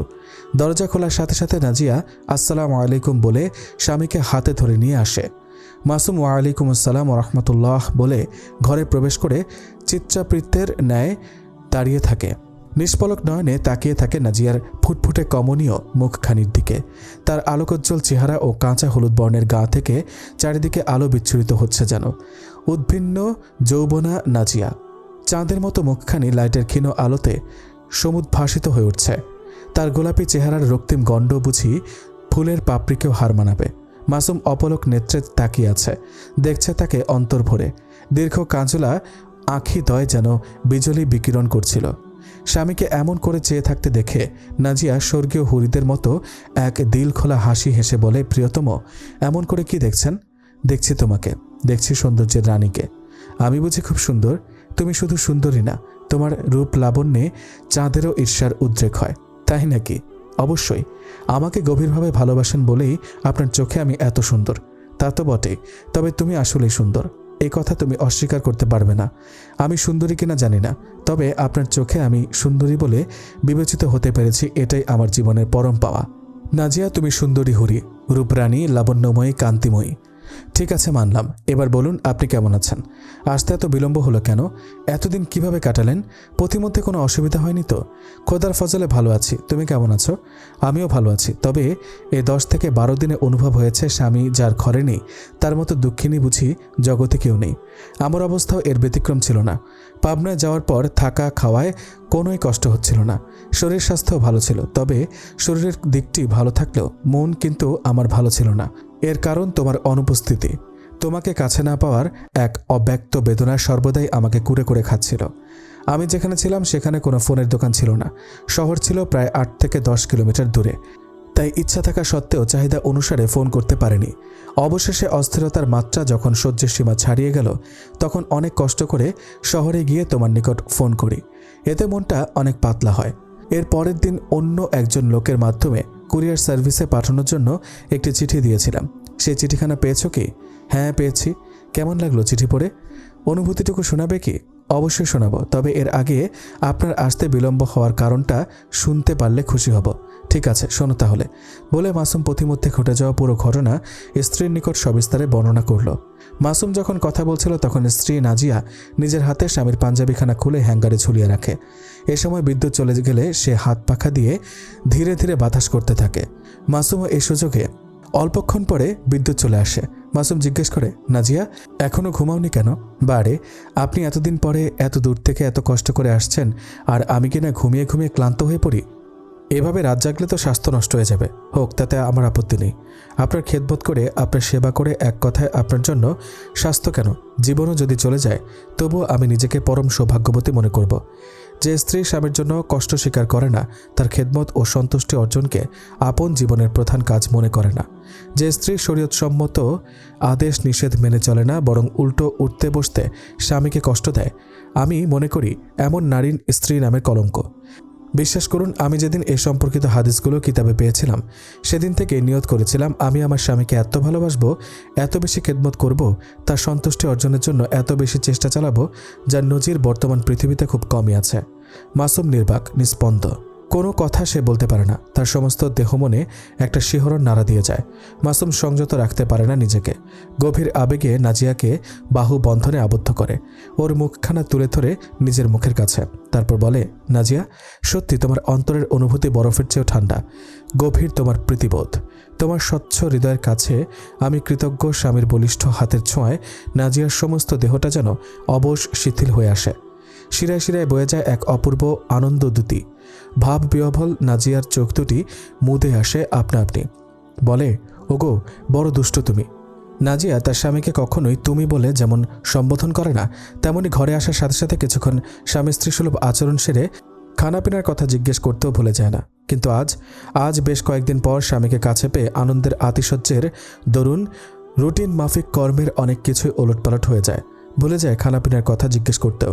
নাজিয়ার যখন স্বামীর খানার কথা স্মরণ হয় তখন আফসোস করতে করতে বলে, হায়, এখনও আপনাকে খাবারের কথা জিজ্ঞেস করিনি, অথচ আপনার জন্য আমি অনেক কিছু রান্না করে রেখেছি। চলুন খাবার খেয়ে নিই, আমারও ক্ষুধা পেয়েছে। নাজিয়ার গভীর স্বামীপ্রীতি দেখে মাসুম আবারও মুগ্ধ হয়। অন্তরের অন্তঃস্থল থেকে তার জন্য দোয়া আসে। অস্ফুট স্বরে বলে, ওগো প্রেমময় খোদা, স্বামী স্ত্রীর মাঝে এ প্রেম, এ ভালোবাসা তুমি সৃষ্টি করেছ। হে আল্লাহ, তুমি আমার নাজিয়াকে কবুল করো, তাকে পবিত্র জীবন দান করো, নসিব করো জান্নাতুল ফেরদৌসের সর্বোচ্চ স্থান। স্ত্রীর কথার জবাবে মাসুম বলে, নাজিয়া, তুমি কি এখনও খাওনি? না, খাইনি। ভেবেছি আপনি এলে একত্রে খানা খাবো। খাবার সব রেডি আছে, চলুন খেতে যাই। মাসুম নাজিয়া বেশিরভাগ সময় একত্রে খানা খায়। তাহের তামান্না জেগে থাকলে তারাও সাথে বসে। সবাই একত্রে খাওয়ার জন্য মাসুম অনেকদিন আগে বড় একটি প্লেট বাজার থেকে কিনে এনেছে। এখন তাহের তামান্না ঘুমিয়ে থাকায় ওরা দুজনই এক প্লেটে খেতে বসে। বলে, খানা শুরু করার দোয়া পাঠ করে লোকমা মুখে দেওয়ার সময় নাজিয়া বলে, আজ খানা পাকানোর সময় একটি প্ল্যান করেছিলাম। কি প্ল্যান করেছ? বিস্ময় সুরে জিজ্ঞেস করে মাসুম। না, তেমন কিছু নয়। ইচ্ছা করেছিলাম আজ রাতে আপনি এলে আমি আপনাকে খাইয়ে দেব আর আপনি আমাকে খাইয়ে দেবেন। ওহ, চমৎকার ইচ্ছা, এখনই ইচ্ছার বাস্তবায়ন হোক। এই বলে মাসুম তার প্রথম লোকমাটি নাজিয়ার মুখে তুলে দেয়। নাজিয়াও লোকমা তুলে দেয় স্বামীর মুখে। এভাবেই শেষ হয় তাদের খাবার পর্ব। ওহ, কি অপূর্ব দৃশ্য। মাসুম স্ত্রীর সাথে কথাবার্তার এক পর্যায়ে পিতামাতা ও ছেলে মেয়েদের খোঁজ খবর নেয়, তাদের হাল হাকিকত জিজ্ঞেস করে। নাজিয়া সন্তোষজনক জবাব দেয়, বলে, আলহামদুলিল্লাহ, আল্লাহ পাকের অপার কৃপায় সবাই ভালো আছে, কারো কোনো অসুখ বিসুখ হয়নি। আম্মা আব্বা সন্ধ্যার দিকে খালাদের বাসায় গিয়েছিলেন, ফিরেছেন রাত 10টায়। আপনি আসবেন শুনে অনেকক্ষণ তারা জাগ্রত ছিলেন। অবশেষে বিলম্ব দেখে অনেক পেরেশানি নিয়ে এতক্ষণে হয়তো ঘুমিয়ে পড়েছেন। মাসুম বাসায় এসে যখন দেখলো আব্বা আম্মা ঘুমিয়ে গেছেন, তখন তাদেরকে জাগিয়ে তোলা সমীচীন মনে করল না। ভাবলো বুড়ো মানুষ আরাম করে ঘুমিয়েছেন, ডাকলে কষ্ট হবে। মাসুমের বয়স বেশি নয়, বড় জোর 28-29 হবে। বয়স কম হলেও এলাকায় তার দারুণ সম্মান, সকলেই তাকে সমীহ করে, বিভিন্ন ধর্মীয় অনুষ্ঠানে দাওয়াত দেয়। মাসুমকে ছাড়া যেন কোনো দিনই প্রোগ্রামের কথা ভাবতেই পারে না তারা। মাসুম নাজিয়া সেদিনের রাতটি খুব আনন্দের মধ্যে কেটে যায়। রাতের বাকি অংশটুকুর মধ্যে কতটুকু তারা ঘুমিয়েছিল তারাই তা বলতে পারবে। মাসুম পাবনা থেকে যে চিঠিখানা পাঠিয়েছিল তাতে লেখা ছিল, আসসালামু আলাইকুম ওয়া রাহমাতুল্লাহ। ওগোমোর প্রাণ সজনী, পত্রের প্রথমে আমার এক বুক ভালোবাসা গ্রহণ করো। আশা করি বিধাতার অসীম করুণার বাসার সবাইকে নিয়ে ভালো আছো। আমিও তোমাদের দোয়ায় একরকম ভালো। জানো না জিয়া, তোমাদের দোয়ায় অতি সহজে পাবনা এসে পৌঁছেছি। আমার সাথে আরেকজন সহযোগী নেগ্রান আছেন। তিনি অত্যন্ত অমায়িক মানুষ, বাড়ি ময়মনসিংহ জেলায়। এই 5-6 দিনে তার সাথে অনেকটা বন্ধুত্বের সম্পর্ক গড়ে উঠেছে। আমি প্রধান নেগ্রান হলেও বয়সে কিছুটা বড় হওয়ায় তারা পরামর্শ নিয়েই সব কাজ করি। গতকাল পর্যন্ত তোমার জন্য মনটা খুব অস্থির ছিল। ফোনে তোমার সাথে আলাপ করার পর অস্থিরতা সামান্য কমেছে, কিন্তু পুরোপুরি কমেনি। মাঝে মধ্যে মনে হয় যদি পাখা থাকতো তবে আকাশে উড়ে তোমার কাছে চলে যেতাম। দোয়া করো সহি সালামতে যেন তোমার নিকট পৌঁছাতে পারি। সোহাগী স্ত্রী আমার, যতক্ষণ আমি তোমার পাশে থাকি ততক্ষণ তোমার ভালোবাসা, প্রেম ও অকৃত্রিম মহব্বতের পরশ আমাকে শারীরিক মানসিক সব দিক দিয়ে সতেজ রাখে। তুমি হৃদয় দিয়ে বিশ্বাস করো, তুমি পাশে থাকলে হাজার পাহাড় আর লাখো দরিয়ার ঝাঁপ দিতেও কুণ্ঠিত হব না আমি। তোমার প্রেমের উষ্ণ পরশ আমার হৃদয়ে যেমন পাহাড়সম দৃঢ়তা এনে দেয়, তেমনি তোমার পক্ষ থেকে প্রাপ্ত কষ্ট আমার হৃদয়ে লৌহ শলাকার ন্যায় বিদ্ধ হয়। হিম্মত ও তোমার বুকে মাথা রেখে হাসবো আমি আজীবন। তোমার দেওয়া কষ্ট আমায় করে সদা জ্বালাতন। চোখের পুতুলি আমার। স্বাস্থ্যের প্রতি খুব খেয়াল রেখো, নিয়মিত খাওয়া দাওয়া করো। আমি থাকতে যেমন ফরজ নামাজ গুরুত্বের সাথে আদায়ের পাশাপাশি ইশরাক, আওয়াবিন, তাহাজ্জুদ ও তিলাওয়াতের প্রতি খেয়াল রাখতে, এখনও কিন্তু তাই করো। তাহের তামান্নার পড়াশোনা ও স্বাস্থ্যের প্রতি খুব খেয়াল রেখো, তাদেরকে আমার আদর দিও। শ্বশুর শাশুড়ির খেদমতের কথা তো তোমাকে বলে দিতে হয় না, তথাপি একটু স্মরণ করিয়ে দিলাম। তাদেরকে আমার পক্ষ থেকে আসসালামু আলাইকুম পৌঁছে দিও। কেমন?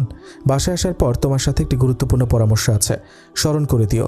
প্রিয় লক্ষ্মী বউটি আমার, তোমাকে আমি আগেও বলেছি, এখনও বলছি, জীবনের পিচ্ছিল পথে তোমার সাহায্য আমার একান্ত প্রয়োজন। তুমি হয়তো জানো না যে জীবন যৌবনের পরতে পরতে তোমার দোয়া, সহযোগিতা ও প্রাণোচ্ছলতা আমার কত প্রয়োজন। তোমার একটু হিম্মতের কথা, আশার বাণী, স্নিগ্ধ হাসি ও বুক ভরা ভালোবাসা কত দ্রুত যে আমার জীবনকে উন্নতি ও মর্যাদার উচ্চ শিখরে পৌঁছে দিতে পারে তা হয়তো তুমি কল্পনাও করতে পারবে না। প্রাণটি আমার, আমি পাবনা থেকে তোমার জন্য একটি সুন্দর উপহার কিনে আনবো। তবে উপহারটি কী হবে তা এখন বলবো না, কেননা এতে আকর্ষণ কমে যেতে পারে। আর বিশেষ কিছু লিখছি না। প্রত্যেক নামাজের পর দোয়া করো মহান আল্লাহ পাক তার অপরিসীম দয়ায় তোমার মাঝে প্রেমের যে রঙিন ভুবন গড়ে দিয়েছেন, যেখানে তুমি আমি সারাক্ষণ বিচরণ করি, তা যেন মৃত্যু পর্যন্ত কায়েম রাখেন। সুখে থেকো, সুখী হও, এই কামনা করে আজকের মতো এখানেই শেষ করছি। ইতি তোমার প্রিয়তম মাসুম। পরদিন সকালে মাসুম বলল, নাজিয়া, চিঠি পেয়েও তা পাঠ করে তোমার কেমন লেগেছিল তা কিন্তু এখনও তুমি বলনি। নাজিয়া বলল, হ্যাঁ তাই তো, তবে রাতে খাওয়ার পর বলার সময়টা দিলেন কোথায়? আপনি তো আমাকে। নাজিয়া তার কথা শেষ করতে পারল না। মাসুম বলে উঠল, তুমি কিন্তু ভারী দুষ্টু হয়ে গেছো। সে যাই হোক, এখন বলো। নাজিয়া বলল, গত সোমবার বাদ জোহর আপনার পবিত্র চিঠিখানা আমার হস্তগত হয়েছে। তখন আম্মার সাথে থাকায় দীর্ঘক্ষণ পর্যন্ত পড়তে না পেরে চরম অস্থিরতা ভোগ করছিলাম। ভাবছিলাম, হায়, প্রেমাস্পদের পবিত্র চিঠি হাতে পেয়েও কি পড়তে পারবো না? এ কেমন কথা? এমন সময় হঠাৎ শরীফের আম্মা এসে যাওয়ায় সুযোগ এসে গেল। এদেরকে আলাপে জুড়ে দিয়ে আমি আস্তে করে আমার রুমে চলে আসি। তারপর চিঠিখানা খুলে কম্পিত হৃদয়ে আবেগাপ্লুত হয়ে ধীরে ধীরে পড়তে থাকি। পড়তে পড়তে একসময় কল্পনার রাজ্যে হারিয়ে যায়। আপনার সুন্দর মুখখানা আমার মানসপটে ভেসে ওঠে। মনে হলো আপনি যেন আমার কোলে বসে আমাকে সম্বোধন করে কথাগুলো বলেছেন। সত্যি, তখন আপনাকে কাছে পেলে প্রাণ ভরে একটু আদর করে চিঠির প্র্যাকটিক্যাল জবাব দিতাম। তাই নাকি? অবশ্যই। এখন দাও। এখন তো আর সেই অবস্থা নেই। তাছাড়া রাত্রে তো এখন সেই অবস্থাটা সৃষ্টি করো, বললেই তো আর পারা যায় না। তবে চিন্তিত হওয়ার কারণ নেই, এটা বাকি রইল। কেমন? আর হ্যাঁ, আপনি বলেছিলেন বাসায় এসে আমার সাথে কি একটা ব্যাপারে নাকি পরামর্শ করবেন। ও হ্যাঁ, সে কথা তো ভুলেই গিয়েছিলাম। এখন তাহলে শুরু করুন। পরামর্শটা হলো বর্তমান মুসলমানদের অবস্থা ও সামাজিক প্রেক্ষাপট নিয়ে। তুমি হয়তো লক্ষ্য করেছো যে মুসলমানদের অবস্থা দিন দিন কেবল অবনতির দিকে যাচ্ছে। তারা ক্রমেই দিন থেকে দূরে সরে গিয়ে পাশ্চাত্য বেশভূষা ও ধ্যান ধারণায় আক্রান্ত হচ্ছে। আখিরাতের চিন্তা, মৃত্যু চিন্তা ও কবরের চিন্তা বাদ দিয়ে দ্রুত দুনিয়ার দিকে ধাবিত হচ্ছে। বিধর্মীদের দেখাদেখি তারাও এখন দুনিয়ার জীবনে উন্নতি আর সফলতা অর্জনকেই জীবনের প্রধান লক্ষ্য হিসেবে গ্রহণ করছে। অথচ আল্লাহ তাআলা পবিত্র কোরআনে বলেছেন, যাদেরকে জাহান্নাম থেকে নিষ্কৃতি দিয়ে জান্নাতে প্রবেশ করানো হলো তারাই প্রকৃত সফলতা লাভ করলো, আর দুনিয়ার জীবন ধোঁকার সামগ্রী ছাড়া আর কিছুই নয়। নাজিয়া, এহেন পরিস্থিতিতে এই কথা ভেবে আমার বড় ভয় হচ্ছে যে আমরা প্রত্যেকে যদি নিজ নিজ সামর্থ্য অনুসারে ইসলামী বিধিবিধানগুলোকে সমাজে প্রতিষ্ঠিত করাতে চেষ্টা না করি, মানুষের ঈমান আমলের উন্নতির জন্য ফিকির না করি, বিদআতের স্থলে ইসলামের সহি নমুনা ও সুন্নত প্রতিষ্ঠার কোশেশ না করি, না জানি তা যদি মানুষের কাছে না বলি, তাহলে হাসরের ময়দানে অবশ্যই আমাদের আল্লাহর সামনে জবাবদিহি করতে হবে। হাদিস শরীফে রাসূল খুদা সাল্লাল্লাহু আলাইহি ওয়াসাল্লাম বলেছেন, তোমরা যদি আমার পক্ষ থেকে দিনের একটি কথাও জানো তবে উহা অপরের নিকট পৌঁছে দাও। নাজিয়া, এসব কথা চিন্তা করে আমি এই সিদ্ধান্তে উপনীত হয়েছি যে তুমি আমি প্রত্যেকে আপন আপন শক্তি অনুযায়ী দিনের মেহনত করে যাব। তুমি প্রতিদিন সকালে ছোট ছোট ছেলে মেয়েদেরকে কোরআন শরীফ ও ইসলামী জিন্দেগির মৌলিক বিষয়গুলো শিক্ষা দিবে। সেই সাথে রাসূল সাল্লাল্লাহু আলাইহি ওয়াসাল্লাম হযরত সাহাবায়ে কেরাম ও বুজুর্গানের দিনের বিভিন্ন ঘটনা শুনিয়ে তাদের মধ্যে দিনী মেজাজ তৈরি করবে। আর সপ্তাহে একদিন এলাকার মা বোনদের নিয়ে কিছু দিনী কথাবার্তা, সহি আকিদা, বিশ্বাস, মাসাইল আলোচনা করবে। সাথে সাথে পাশ্চাত্য সভ্যতার অসারতা ও স্বরূপ উদ্ঘাটন করে তাদেরকে আখিরাতমুখী করার চেষ্টা করবে। এ তো গেল তোমার কর্মসূচি। আর আমার কর্মসূচি হলো মাদ্রাসায় পড়ানোর বাইরের সময়টুকু তাবলীগের উসুল মোতাবেক লোকেদের দাওয়াত দিব। গাস্ত ও তালিমে আরও গুরুত্বের সাথে শরীক হব।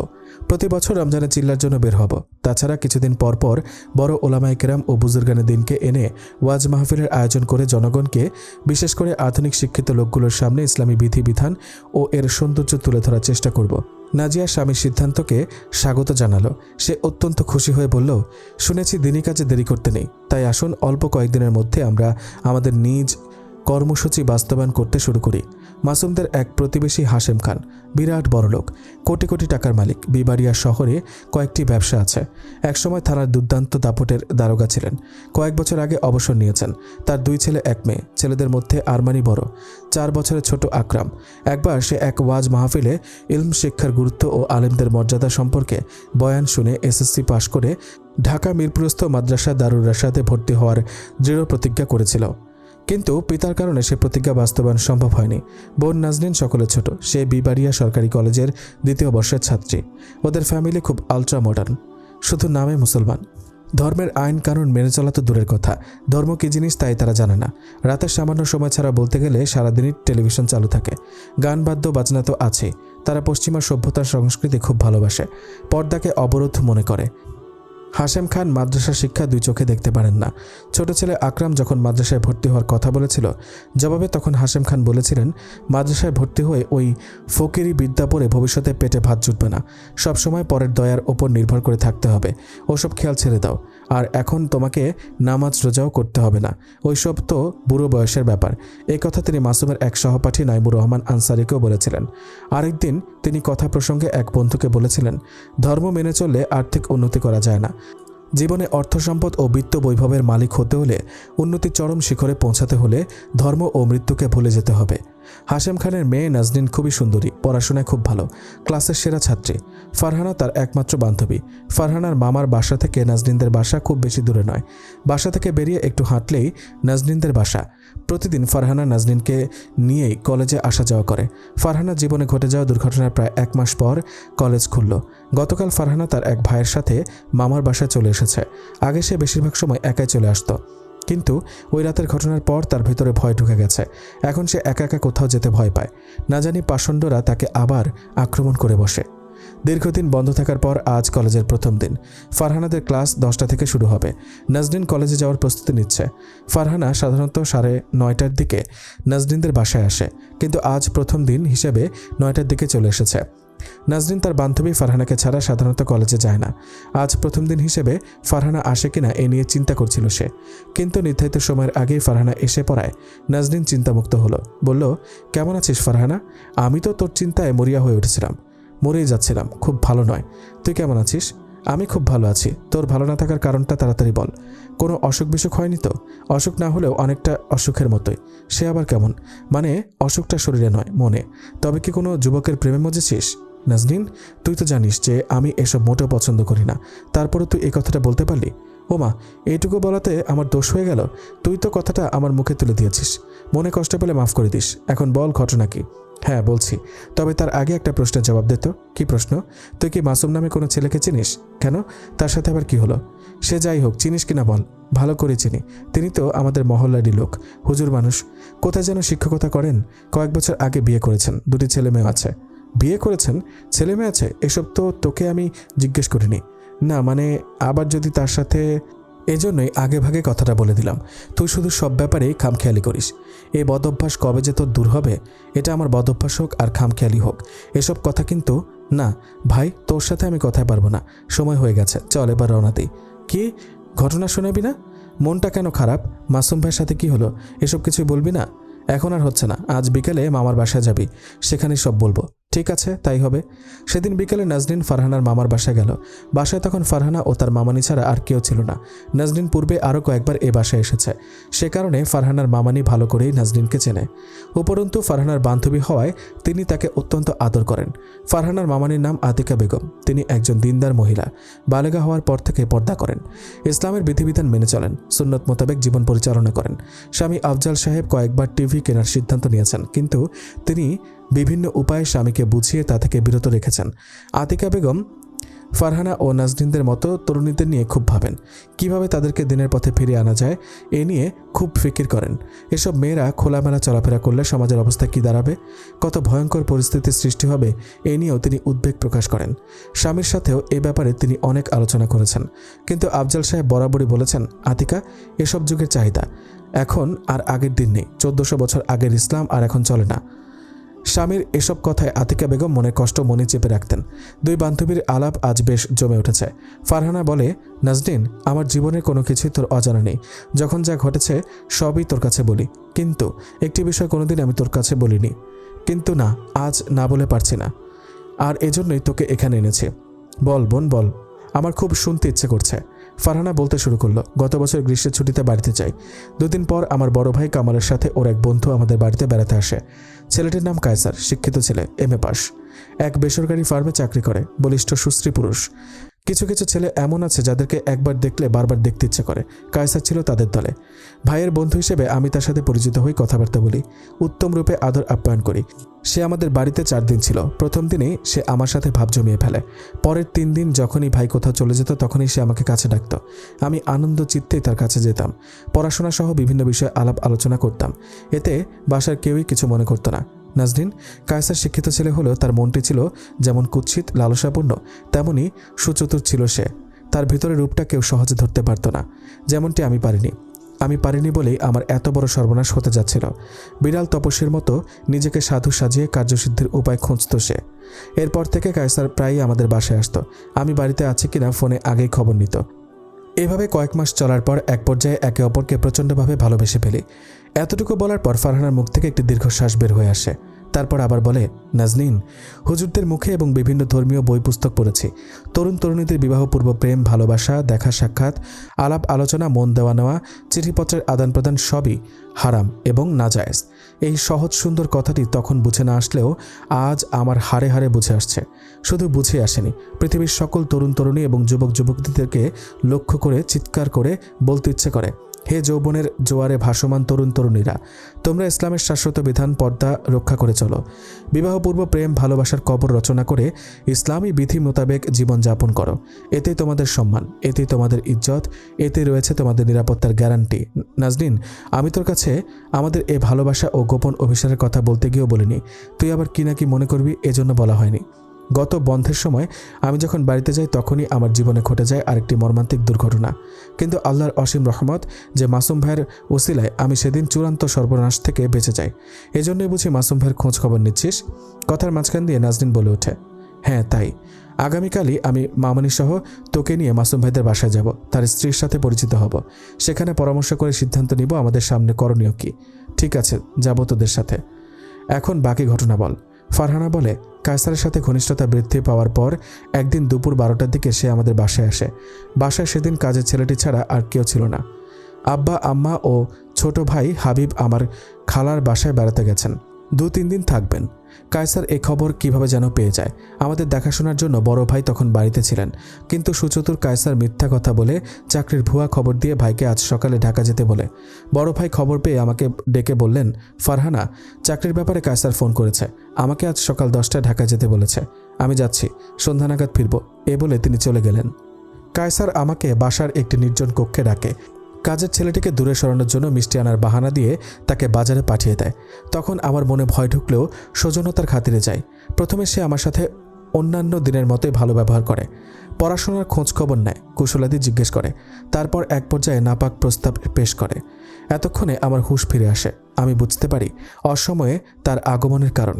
কায়সারের দ্বারা এমনটি হতে পারে ইতোপূর্বে কখনোই ভাবতে পারিনি আমি, কিন্তু যা ভাবতে পারিনি তাই আজ বাস্তব হয়ে দেখা দিল। কায়সার আমার পক্ষ থেকে কোনো জবাব না পেয়ে বলল, ফারহানা, ভয় পাচ্ছ বুঝি? কদিন পর তো আমাদের বিয়েই হবে, সুতরাং তার আগে। আমি তাকে কথা শেষ করতে দিলাম না। রাগে ফুলে উঠেছে আমার দেহের প্রতিটি মাংসপেশি, মুখমণ্ডল হয়ে উঠেছে রক্তের মতো লাল। হঠাৎ আমার অজান্তে একটা শক্ত চপেটাঘাত তার গালে আঘাত হানে। সেই সঙ্গে আমার মুখ থেকে বের হয়, কায়সার, তুমি যে এতটা কুৎসিত মনের মানুষ তা আগে জানতাম না। তোমাকে আমি যে পরিমাণ ভালোবাসতাম আজ থেকে সেই পরিমাণ ঘৃণা করি। মনে রেখো, চরিত্রহীন কুৎসিত মনা কোনো পুরুষকে কোনো সচ্চরিত্রা নারী প্রেম প্রীতি আর ভালোবাসা দিয়ে গ্রহণ করতে পারে না। চপেটাঘাত খাওয়ার সাথে সাথে কায়সার যেন দানবে পরিণত হয়। লজ্জা ক্ষোভে লাল হয়ে ওঠে তার চোখ মুখ। সঙ্গে সঙ্গে সে আমার দিকে এগিয়ে আসে। আমি নিজেকে বাঁচানোর জন্য দ্রুত রুম থেকে বের হয়ে পড়ি। সেও আমার পেছনে পেছনে আসতে থাকে, বলতে থাকে, ফারহানা, এই অপমানের চরম শাস্তি তোমাকে অবশ্যই ভোগ করতে হবে। এমন সময় কাজের ছেলেটি মিষ্টি নিয়ে ফিরে আসায় কায়সার থমকে দাঁড়ায়। আমিও তখনকার মতো পাষণ্ডের হাত থেকে নিষ্কৃতি পাই। রক্ষিত হয় আমার ইজ্জত সম্ভ্রম। এরপর কায়সার দেরি না করে বাড়ি থেকে বের হয়ে চলে যায়। লজ্জার কারণে এই ঘটনা আমি কাউকে বলিনি, এমনকি আমার বড় ভাইকেও নয়। এর কয়েকদিন পর রাতের বেলা প্রাকৃতিক প্রয়োজন সেরে ঘরে ফেরার সময় মুখোশ পরা কয়েকজন যুবক আমার মুখ চেপে ধরে এবং আমাকে পাঁজাকোলা করে রাস্তার অদূরে এক ভগ্ন দেওয়ালের কাছে সম্ভ্রমহানির চেষ্টা চালায়। এ সময় মাসুম ভাই আমাকে উদ্ধার করে বাসায় পৌঁছে দেয়। সত্যি নাজনীন, মাসুম ভাই যে কত ভদ্র ও অমায়িক, কত বিনয়ী ও নম্র, কত সাহসী ও চরিত্রবান তা আমি সেদিনই বুঝতে পেরেছি। মাসুম ভাইয়ের বউ তো ওর চেয়েও বেশি অমায়িক ও মিশুক। তবে এরা হুজুর টাইপের লোক কিনা, এজন্য তাদের বাসায় আমার আসা যাওয়া তেমন নেই। নাজনীন বলল, হ্যাঁ ভাই, দিনদার লোকদের থেকে দূরে থাকা, তাদের শ্রবণে না যাওয়া আমারও অভ্যাস ছিল।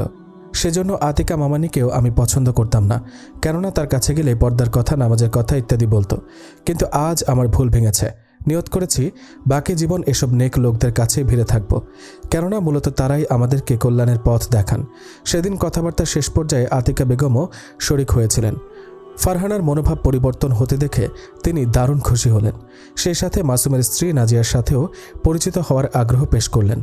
অবশেষে পরামর্শ মোতাবেক সিদ্ধান্ত হলো আগামী শুক্রবার সকাল 10টায় এরা 3 জন মাসুমদের বাসায় যাবে। তবে এর আগে নাজনীন ফোন করে নিশ্চিত হবে যে মাসুম তখন বাসায় থাকবে কিনা। মাসুম তার সিদ্ধান্ত মোতাবেক কাজ শুরু করে দিয়েছে। সে এখন জোরদারভাবে তাবলিগের বিভিন্ন কাজে শরিক হয়। নিয়মিত ঘরে ও মসজিদে শাইখুল হাদিস হজরত জাকারিয়া রহমতুল্লাহি আলাইহি লিখিত ফাজাইলে আমল কিতাবখানা দিয়ে তালিম করে। প্রতি সপ্তাহে 2টি গাস্ত করে, মাসে 3 দিন লাগায়। অবশ্য ওই 3 দিন মাদ্রাসা খোলা থাকলে ক্লাসের সময় ক্লাস করে আবার মসজিদে চলে যায়। কিছুদিন পূর্বে শহরের জামে মসজিদে সে ইমামতির দায়িত্ব পায়। সেখানে পূর্ব থেকে গাস্ত তালিম চালু ছিল। সে ইমাম হওয়ার পর গাস্ত তালিম ছাড়াও লোকেদের মধ্যে বিশুদ্ধ আকিদা বিশ্বাস, পবিত্র কুরআনের সহিহ তেলাওয়াত ও সুন্নতের প্রতি মহব্বত সৃষ্টির জন্য প্রত্যহ বাদ ফজর সকল মুসল্লিদের নিয়ে তালিমে বসে। ওই সময় সে কিছুক্ষণ তেলাওয়াতের মশক করার পর 2-1টি মাসালা ও 2-1টি সুন্নত সম্পর্কে জোরালো আলোচনা রাখে। অতঃপর কেউ কোনো প্রশ্ন করলে তারও যথোপযুক্ত জবাব দেয়। সবশেষে এলাকার একটি লোকও যাতে বেনামাজি না থাকে সেজন্য 10-15 জন মুসল্লি নিয়ে মহল্লায় দাওয়াতের জন্য বেরিয়ে পড়ে। এতে অল্প দিনের মধ্যে কল্পনাতীত হারে নামাজির সংখ্যা বাড়তে থাকে। কয়েক মাস যাওয়ার পর ইমাম সাহেব এলাকার অন্যান্য ওলামায়ে কেরাম ও মুসল্লিদের নিয়ে পরামর্শ করে 3 দিনব্যাপী একটি মহাসম্মেলন আয়োজন করে। উক্ত মহাসম্মেলনে দেশের শীর্ষস্থানীয় আলেমদেরকে দাওয়াত দেওয়া হয়। স্থান হিসেবে ব্রাহ্মণবাড়িয়া সরকারি কলেজের বিশাল মাঠকে নির্বাচন করা হয়। তারিখ 24, 25 ও 26 ডিসেম্বর, রোজ শনি, রবি ও সোমবার।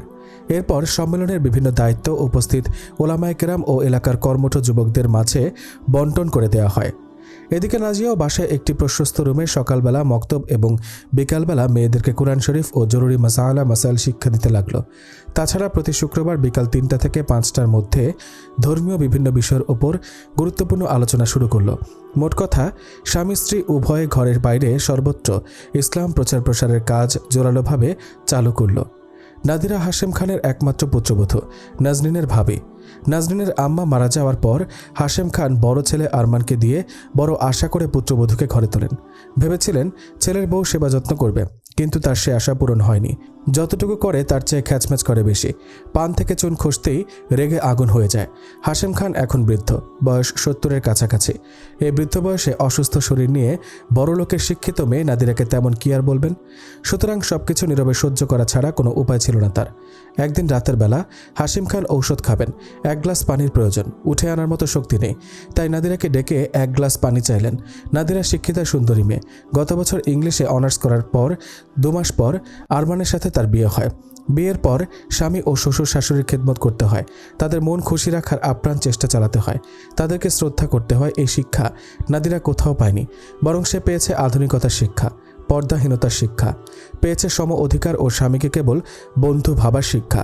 অতএব শ্বশুর শাশুড়ি ও স্বামীর খেদমতে তার বিরক্ত বোধ হবে, এটাই তো স্বাভাবিক। 1বার 2বার ডাকার পরও যখন নাদিরার সাড়া পাওয়া গেল না, তখন হাশেম খান একটু উচ্চ আওয়াজে বললেন, ও বৌমা, 1 গ্লাস পানি চেয়েছিলাম। নাদিরা পূর্বের ডাক দুটিও শুনেছে, কিন্তু কাজে ব্যস্ত থাকায় শুনেও তা না শোনার ভান করেছে। এবার উঁচু আওয়াজে ডাক পড়ায় তীব্র বিরক্তির স্বরে বলল, হ্যাঁ শুনেছি, বুড়ো মানুষ যে এত বকবক করতে পারে তা আগে জানতাম না। এ বলে নাদিরা 1 গ্লাস পানি টেবিলে রেখে চলে যেতে চাইল। যাওয়ার আগে শ্বশুরের মুখের দিকে তাকাতেই বুঝে নেয় ঔষধের কথা বলে দিতে হবে। রাতে কোন ওষুধ খেতে হয় তা কি মনে নেই? নাদিরা ঝাঁঝালো কণ্ঠে জিজ্ঞেস করে।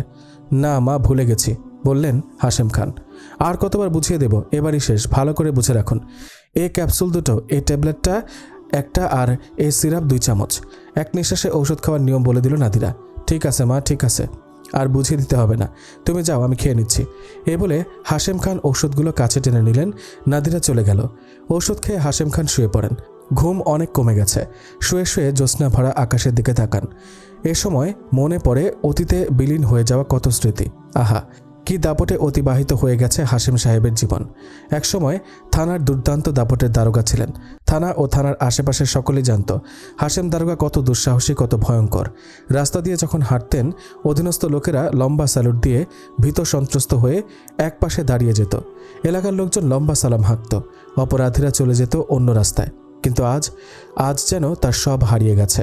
কবর রচিত হয়েছে শক্তি সামর্থ্য এর প্রচণ্ড দাপটের। হাশেম খান ভাবতে থাকেন, চাকরি থেকে অবসর নিলে মান মর্যাদা প্রভাব কি এভাবেই হারিয়ে যায়? এসব 7-5 ভাবতে ভাবতে একসময় তিনি ঘুমিয়ে পড়লেন। একদিন বিকেলবেলা টেবিলে রাখা ফোনটা স্বভাবসুলভ কণ্ঠে বলে চলল, ক্রিং ক্রিং ক্রিং ক্রিং।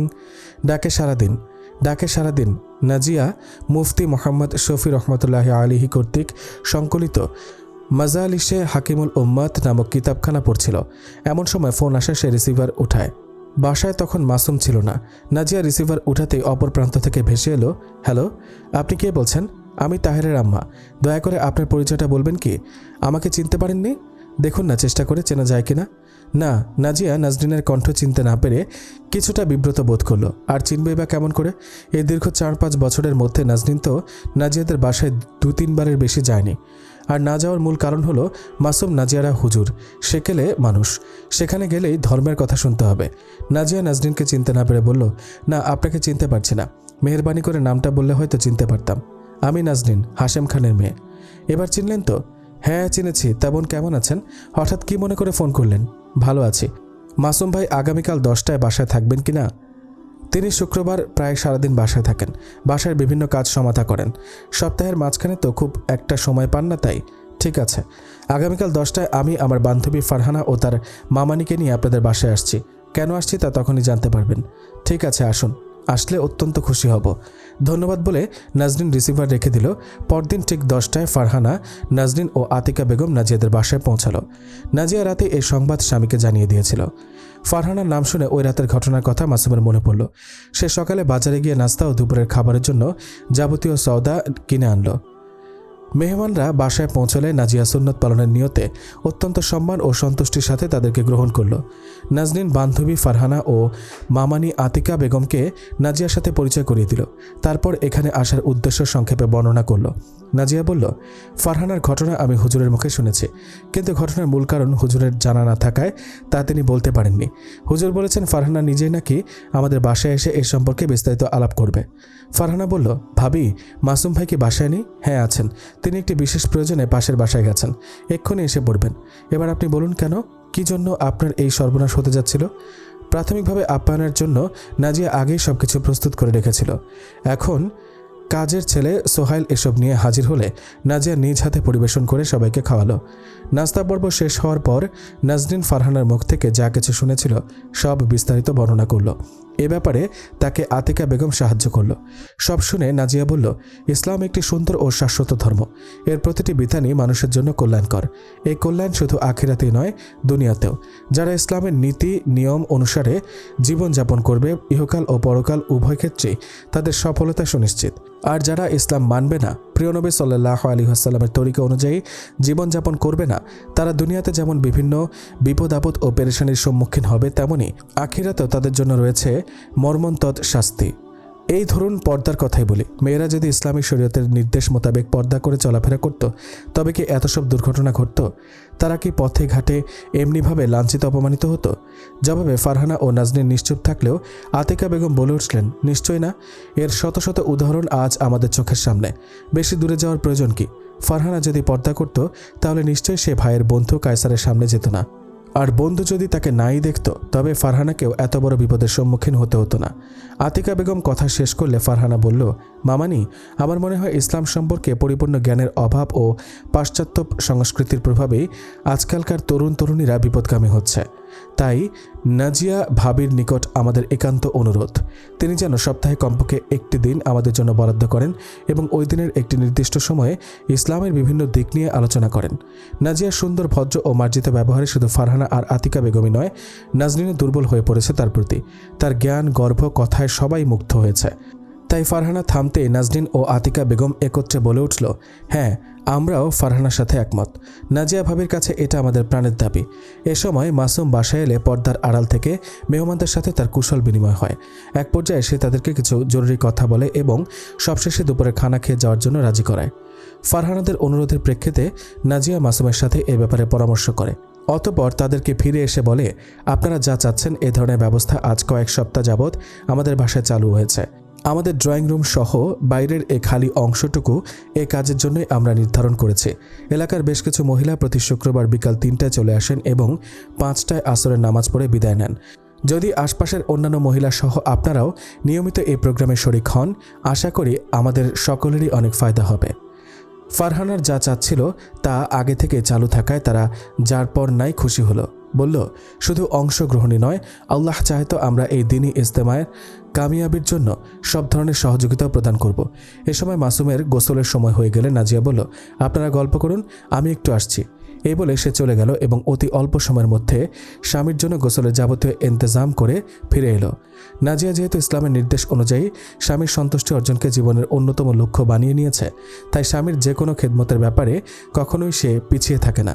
এমনকি মাসুম তার জন্য এত কষ্ট করতে নিষেধ করলে সে বলে, আপনার সেবা করে যদি শান্তি পাই, হৃদয়ে মন সীমাহীন আনন্দে উচ্ছ্বসিত হয়, বেহেশতের রাস্তা সুগম হয়, তবে কি দাসীকে এতটুকু সুযোগও দিবেন না?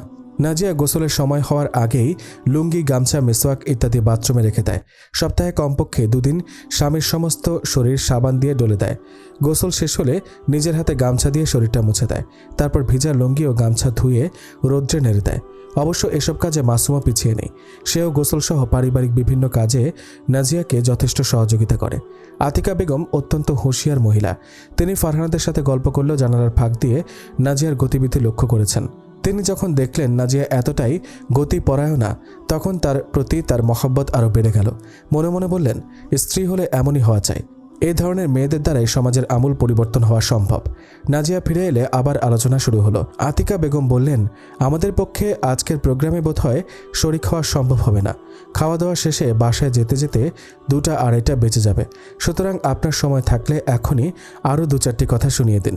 নাজিয়া বলল, আপনারা মেহমান, মনে তো চায় পুরো সময়টুকু আপনাদের সাথেই থাকি, কিন্তু কর্তব্যের খাতিরে তা সম্ভব হবে না। রান্না বান্নার সময় প্রায় হয়ে এলো, একটু পরেই আমাকে যেতে হবে, এজন্য ক্ষমা প্রার্থী। তবে যাওয়ার আগে 2-1টি কথা বলতে চাই। হ্যাঁ হ্যাঁ, অবশ্যই বলুন। সকলেই সমস্বরে বলে উঠল। নাজিয়া বলল, ইসলাম একটি পূর্ণাঙ্গ জীবন ব্যবস্থা। মানুষের জন্ম থেকে শুরু করে মৃত্যু পর্যন্ত যতগুলো অবস্থা সৃষ্টি হয়, এক কথায় মানুষের ব্যক্তিগত, পারিবারিক, সামাজিক, রাষ্ট্রীয় ও আন্তর্জাতিক জীবনের প্রতিটি স্তরে যত ধরনের সমস্যা সৃষ্টি হয় বা হতে পারে, তার সুষ্ঠু, সুন্দর ও উত্তম সমাধান ইসলামে পুঙ্খানুপুঙ্খভাবে রয়েছে। অনেকে মনে করেন ইসলাম কেবল নামাজ, রোজা, হজ, জাকাত, কুরবানি এবং এ জাতীয় কিছু আচার অনুষ্ঠানের নাম। আসলে তাদের এ ধারণা সম্পূর্ণ ভুল। নাজনীন এসব কথা কোনোদিন শোনেনি, তাই নাজিয়ার কথাগুলো সে গভীর মনোযোগ সহকারে শ্রবণ করছে। এক পর্যায়ে নাজিয়ার কথা শেষ হলে সে বলল, তবে কি টেলিফোন করার নিয়ম ইসলামে আছে? নাজিয়া বলল, অবশ্যই আছে, তবে এ সম্পর্কে কিছু বলবেন কি? নাজিয়া ঘড়ির দিকে তাকিয়ে বলল, ঠিক আছে, এখন তাহলে টেলিফোন করার ইসলামী বিধান সম্পর্কে জানা যাক। নাজিয়া বলল, টেলিফোন আধুনিক বিশ্বের এক অন্যতম যোগাযোগ মাধ্যম, কিন্তু এর যথেষ্ট ব্যবহার এবং অন্য মানুষকে সময়ে অসময়ে টেলিফোন করে ব্যতিব্যস্ত ও পেরেশান করা শরীয়তের দৃষ্টিতে কঠোরভাবে নিষিদ্ধ। এতে শক্ত গুনাহ হয়। এই গুনাহ থেকে বাঁচতে হলে নিম্ন বর্ণিত নিয়ম অনুযায়ী টেলিফোন করতে হবে। নাম্বার 1, একান্ত প্রয়োজন ছাড়া কারো কাছে এমন সময় ফোন করা যাবে না যখন তার ঘুম, ওজিফা কিংবা বিশেষ কোনো কাজ বা আমলের ব্যাঘাত ঘটবে, কেননা এতে তার ঠিক ওই রকমই কষ্ট অনুভূত হয় যেমন কষ্ট অনুভূত হয় বিনা অনুমতিতে তার ঘরে প্রবেশ করলে। নাম্বার 2, টেলিফোন করার জন্য সময় নির্ধারিত থাকলে ওই নির্ধারিত সময় করতে হবে, অন্য সময় নয়। নাম্বার 3, যার কাছে প্রায়ই কথা বলার প্রয়োজন হয় তার কাছ থেকে জেনে নিতে হবে যে কোন সময় তার সাথে কথা বললে সুবিধা হবে, পরে সেই হিসেবে ফোন করতে হবে। নাম্বার 4, টেলিফোন রিসিভ করার পর প্রথমে সালাম দিতে হবে, অবশ্য সালাম যে কোনো কথার পূর্বেই হওয়া নিয়ম। নাম্বার 5, হ্যালো কিংবা এ যাবতীয় শব্দ ব্যবহার করা ইসলামী রীতি নয়। নাম্বার 6, যদি দীর্ঘ সময় কথা বলার প্রয়োজন হয় তবে প্রথমে জিজ্ঞেস করে নিতে হবে যে তার সময় হবে কিনা, কেননা অনেক সময় রিং হলে মানুষ যে কাজে ব্যস্ত থাকুক না কেন বাধ্য হয়ে রিসিভার উঠায়। এমত অবস্থায় অপর প্রান্ত থেকে দীর্ঘক্ষণ কথা বললে এ প্রান্তের ব্যক্তির কষ্টের সীমা থাকে না। নাম্বার 7, অনেক সময় দেখা যায় রিং বেজে চলেছে কিন্তু কেউ রিসিভ করছে না। এরূপ করা একেবারেই অনুচিত এবং মানবতা বিরোধী কাজ, কেননা কেউ যদি আপনার সাথে কথা বলতে চায় তাহলে এটা তার অধিকার, তাই এই অধিকার বাস্তবায়নে অবশ্যই আপনাকে উদ্যোগী হতে হবে। এটা আপনার নৈতিক দায়িত্ব। হ্যাঁ, সে মুহূর্তে সময় দেওয়া সম্ভব না হলে নিজে বা অন্য কারো মাধ্যমে তা জানিয়ে দিতে হবে। নাম্বার 8, যদি টেলিফোন রিসিভকারীর সাথে আপনার বহু আগের পুরাতন পরিচয় বা হালকা পরিচয় কিংবা আদৌ পরিচয় না থাকে, অথবা গলার স্বরে আপনাকে চিনতে না পারে, তখন নিজের পরিচয় পরিষ্কারভাবে দিয়ে তার দ্বিধা দূর করতে হবে। এই কথা বলে তাকে লজ্জা দেওয়া যাবে না যে আমাকে চিনতে পারেননি, দেখুন না চেষ্টা করে চেনা যায় কিনা ইত্যাদি। নাম্বার 9, সর্বোপরি কথা বলার সময় কথা বলার সুন্নত ও আদবসমূহের প্রতিও লক্ষ্য রাখতে হবে। উল্লেখ্য যে মোবাইলে কথা বলার সময় একই নিয়ম প্রযোজ্য। নাজিয়ার মুখ থেকে এসব কথা শুনে সকলেই হতবাক হয়ে গেল। নাজনীন তো আশ্চর্য হওয়ার ভঙ্গিতেই বলে ফেলল, ইসলামী বিধিবিধান তাহলে এত সুন্দর, মানুষের সুবিধা অসুবিধার দিকটি এত সূক্ষ্মভাবে লক্ষ্য রেখেছে ইসলাম। ভাবি, আমাকে ক্ষমা করে দিন, গতকাল আমি ফোনের মাধ্যমে আপনাকে অনেক কষ্ট দিয়েছি। নাজিয়া বলল, না বোন, এই ব্যাপারটি তোমার জানা নেই বলেই এমনটি হয়েছে। আমি কিন্তু তোমাকে লজ্জা দেওয়ার জন্য কথাগুলো বলিনি। এতদ সত্ত্বেও যদি লজ্জা পেয়ে থাকো তবে তোমার নিকট ক্ষমা সুন্দর দৃষ্টির প্রত্যাশী। ভাবি, আপনি এই কথা বলবেন না। সত্যি কথা বলতে কি, এই সামান্য সময় আপনার সংস্পর্শে থাকায় আমার অন্তর্চক্ষু খুলে গেছে। আমি আপনার কাছে দৃঢ় ইচ্ছা ব্যক্ত করে বলছি, প্রতি শুক্রবারের প্রোগ্রামে অবশ্যই আমি শরিক হব। এরপর ফারহানা ও আতিকা বেগমও অনুরূপ ইচ্ছা ব্যক্ত করল। নাজিয়া বলল, আতিকা মামানি তো আমার চেয়েও ভালো জানেন। দয়া করে আপনি যদি আসেন তবে আপনার মুখ থেকেও আমরা কিছু মূল্যবান কথা শ্রবণ করব। আতিকা বেগম বললেন, আমি তেমন কিছুই জানি না। আমি তো আর কোরআন কিতাব পড়িনি। ধর্মীয় বই পুস্তক ও পত্রিকা পত্র পড়ে যা পাই তাই আমার পুঁজি, তাতেই আমাদের চলবে বলে নাজিয়া অনুমতি নিয়ে রান্নাঘরে চলে গেল। বেলা 1টার দিকে রান্না শেষ হলো। 1:30টার মধ্যে সকলেই জোহরের নামাজ আদায় করে খেতে বসলো। খানা শেষ হলে সামান্য বিশ্রাম নিয়ে মেহমানরা বিদায় নিল। বিদায়ের সময় সুন্নত হিসেবে গেট পর্যন্ত তাদেরকে এগিয়ে দিল নাজিয়া। সেদিন ছিল বৃহস্পতিবার দিবাগত রাত্রি। মাসুম প্রতিদিন ঈশার নামাজ পড়িয়ে খুব বেশি একটা দেরি করে না। সেদিন মসজিদের সভাপতি কয়েকটি জরুরি মাসালা নিয়ে আলোচনা তোলায় বাসায় ফিরতে প্রায় 10টা বেজে যায়। গত কয়েক সপ্তাহ যাবৎ নাজিয়া একটি নিয়ম করে নিয়েছে। স্বামী যেহেতু সাজসজ্জা পছন্দ করেন, এ কারণে সে স্বামীর সন্তুষ্টির জন্য একরকম প্রতিজ্ঞাই করে নিয়েছে যে প্রতিদিন সাধারণ সাজসজ্জা ও পরিপাটি হওয়া ছাড়াও প্রতি বৃহস্পতিবার বিশেষভাবে সাজবে। উত্তম কাপড় চোপড় ও অলংকার দিয়ে এমনভাবে সজ্জিত হবে যেন তাকে নববধূ অনুমিত হয়। আজকে সেই রাত্র হয় তাহের তামান্নাকে ঘুম পাড়িয়ে শ্বশুর শাশুড়িকে খানাপিনা খাইয়ে নিজের রুমে এসে মনের মতো করে সাজল। সাজে কোনো খুঁত বা ত্রুটি রইল কিনা, স্বামীর পছন্দসই সবকিছু হলো কিনা আবার তা পরীক্ষা করল। ঠিক এমন সময় সালাম দিয়ে ঘরে প্রবেশ করতে নাজিয়াকে দেখে মাসুমের মনে হলো এ তো কোনো মানুষ নয়, এ যেন মেঘের আড়াল থেকে হঠাৎ বেরিয়ে আসা সূর্যের হাসি। তখন নাজিয়ার পরিধানে ছিল স্বচ্ছ রেশমি পোশাক। বড় হৃদয়গ্রাহী সে ভূষণ, কাপড় ও চেহারার একই ধরনের রং। গায়ের রঙের সঙ্গে বেশভূষার চাকচিক্য মিলে সেই ঔজ্জ্বল্য বেড়ে গিয়েছিল শতগুণ। তার অধর ও ওষ্ঠদ্বয়ের খুন রাঙা সৌন্দর্যটা সাদা পোশাকের মাঝেও ঝলসাচ্ছিল রীতিমতো। চন্দ্ররূপিণী নাজিয়া আজ যেন সৌন্দর্যের স্ফুলিঙ্গ হয়ে জ্বলে উঠছে। অলঙ্কার শোভিত তার লাবণ্য বিস্ময়কর সৌন্দর্য উদ্ভাসিত হয়ে উঠেছে। তার কান্তি ও দীপ্তির অভাবনীয় ঝলকে চোখ ঝলসে যাবে যেন। মনে হচ্ছিল পূর্ণিমার চন্দ্রকেও সে হার মানাবে, সৌন্দর্যোচ্ছটায় সূর্যকেও বুঝি পেছনে ফেলে দিবে। স্বামী ঘরে প্রবেশ করতেই নাজিয়া তার চিরাচরিত স্বভাব অনুযায়ী বিছানায় যাওয়ার আগেই নিজের সমস্ত সত্তাকে স্বামীর নিকট সোপর্দ করে। স্বামী বড়ই তৃপ্তির সাথে স্বামী স্ত্রী সুলভ আচরণে ডুবে গেলে সেও প্রতিদানে মেতে ওঠে। কিছুক্ষণ পর উভয়ে বালিশে মাথা রাখে, বিভিন্ন রকম হাসি কৌতুক করে। দিনই মেহনতকে কতটুকু করলো, সামনে কি করা উচিত ও এটা নিয়েও আলোচনা করে। এক পর্যায়ে টুকটুকে ডালিম রাঙা গণ্ডের দিকে অপলক নেত্রে চেয়ে মাসুম বলে, নাজিয়া, তুমি এমন এক প্রাণস্বজনী যার একটি ইশারা, একটু স্নিগ্ধ হাসি, এক ফোঁটা অশ্রু ও সামান্য অনুরোধ আমার ফয়সালাকে বানচাল করে দিতে পারে। সুতরাং আমি চাই অতীতে তুমি যেমন অনেক ভেবেচিন্তে আমার সাথে কথা বলেছ, বিভিন্ন বিষয়ে পরামর্শ দিয়েছ, ভবিষ্যতেও তাই করবে। নাজিয়া, শুধু তাই নয়, আমি তোমার নিকট পূর্বের ন্যায় আজীবন এভাবে চাইব যে তুমি যোগাবে আমার মনে দুর্দমনীয় সাহস আর উৎসাহ, যোগাবে সান্ত্বনা আর শক্তি, দেবে প্রেম ভালোবাসা উজাড় করে, দেবে স্নেহ প্রীতি আর প্রেরণা। আমি তোমার কাছে চাইব আমার অতৃপ্ত হৃদয়ের অফুরন্ত খোরাক। বলো, পারবে দিতে? মাসুমের উষ্ণ চাউনি দেখে নাজিয়া পুলকিত হলো। তার কথাগুলো যেন অন্তরে মধু বর্ষণ করল। বলল, অবশ্যই প্রিয়তম, অবশ্যই। দোয়া করবেন আমি যেন আপনার আশা মৃত্যু পর্যন্ত পূর্ণ করে যেতে পারি। সত্যি বলতে কি, যে উচ্চাশা ও আস্থা পেয়েছি আপনার থেকে, তা আমার নারী জীবনের পরতে পরতে ফুটন্ত গোলাপের মতোই চিরকাল বিকশিত হতে থাকবে।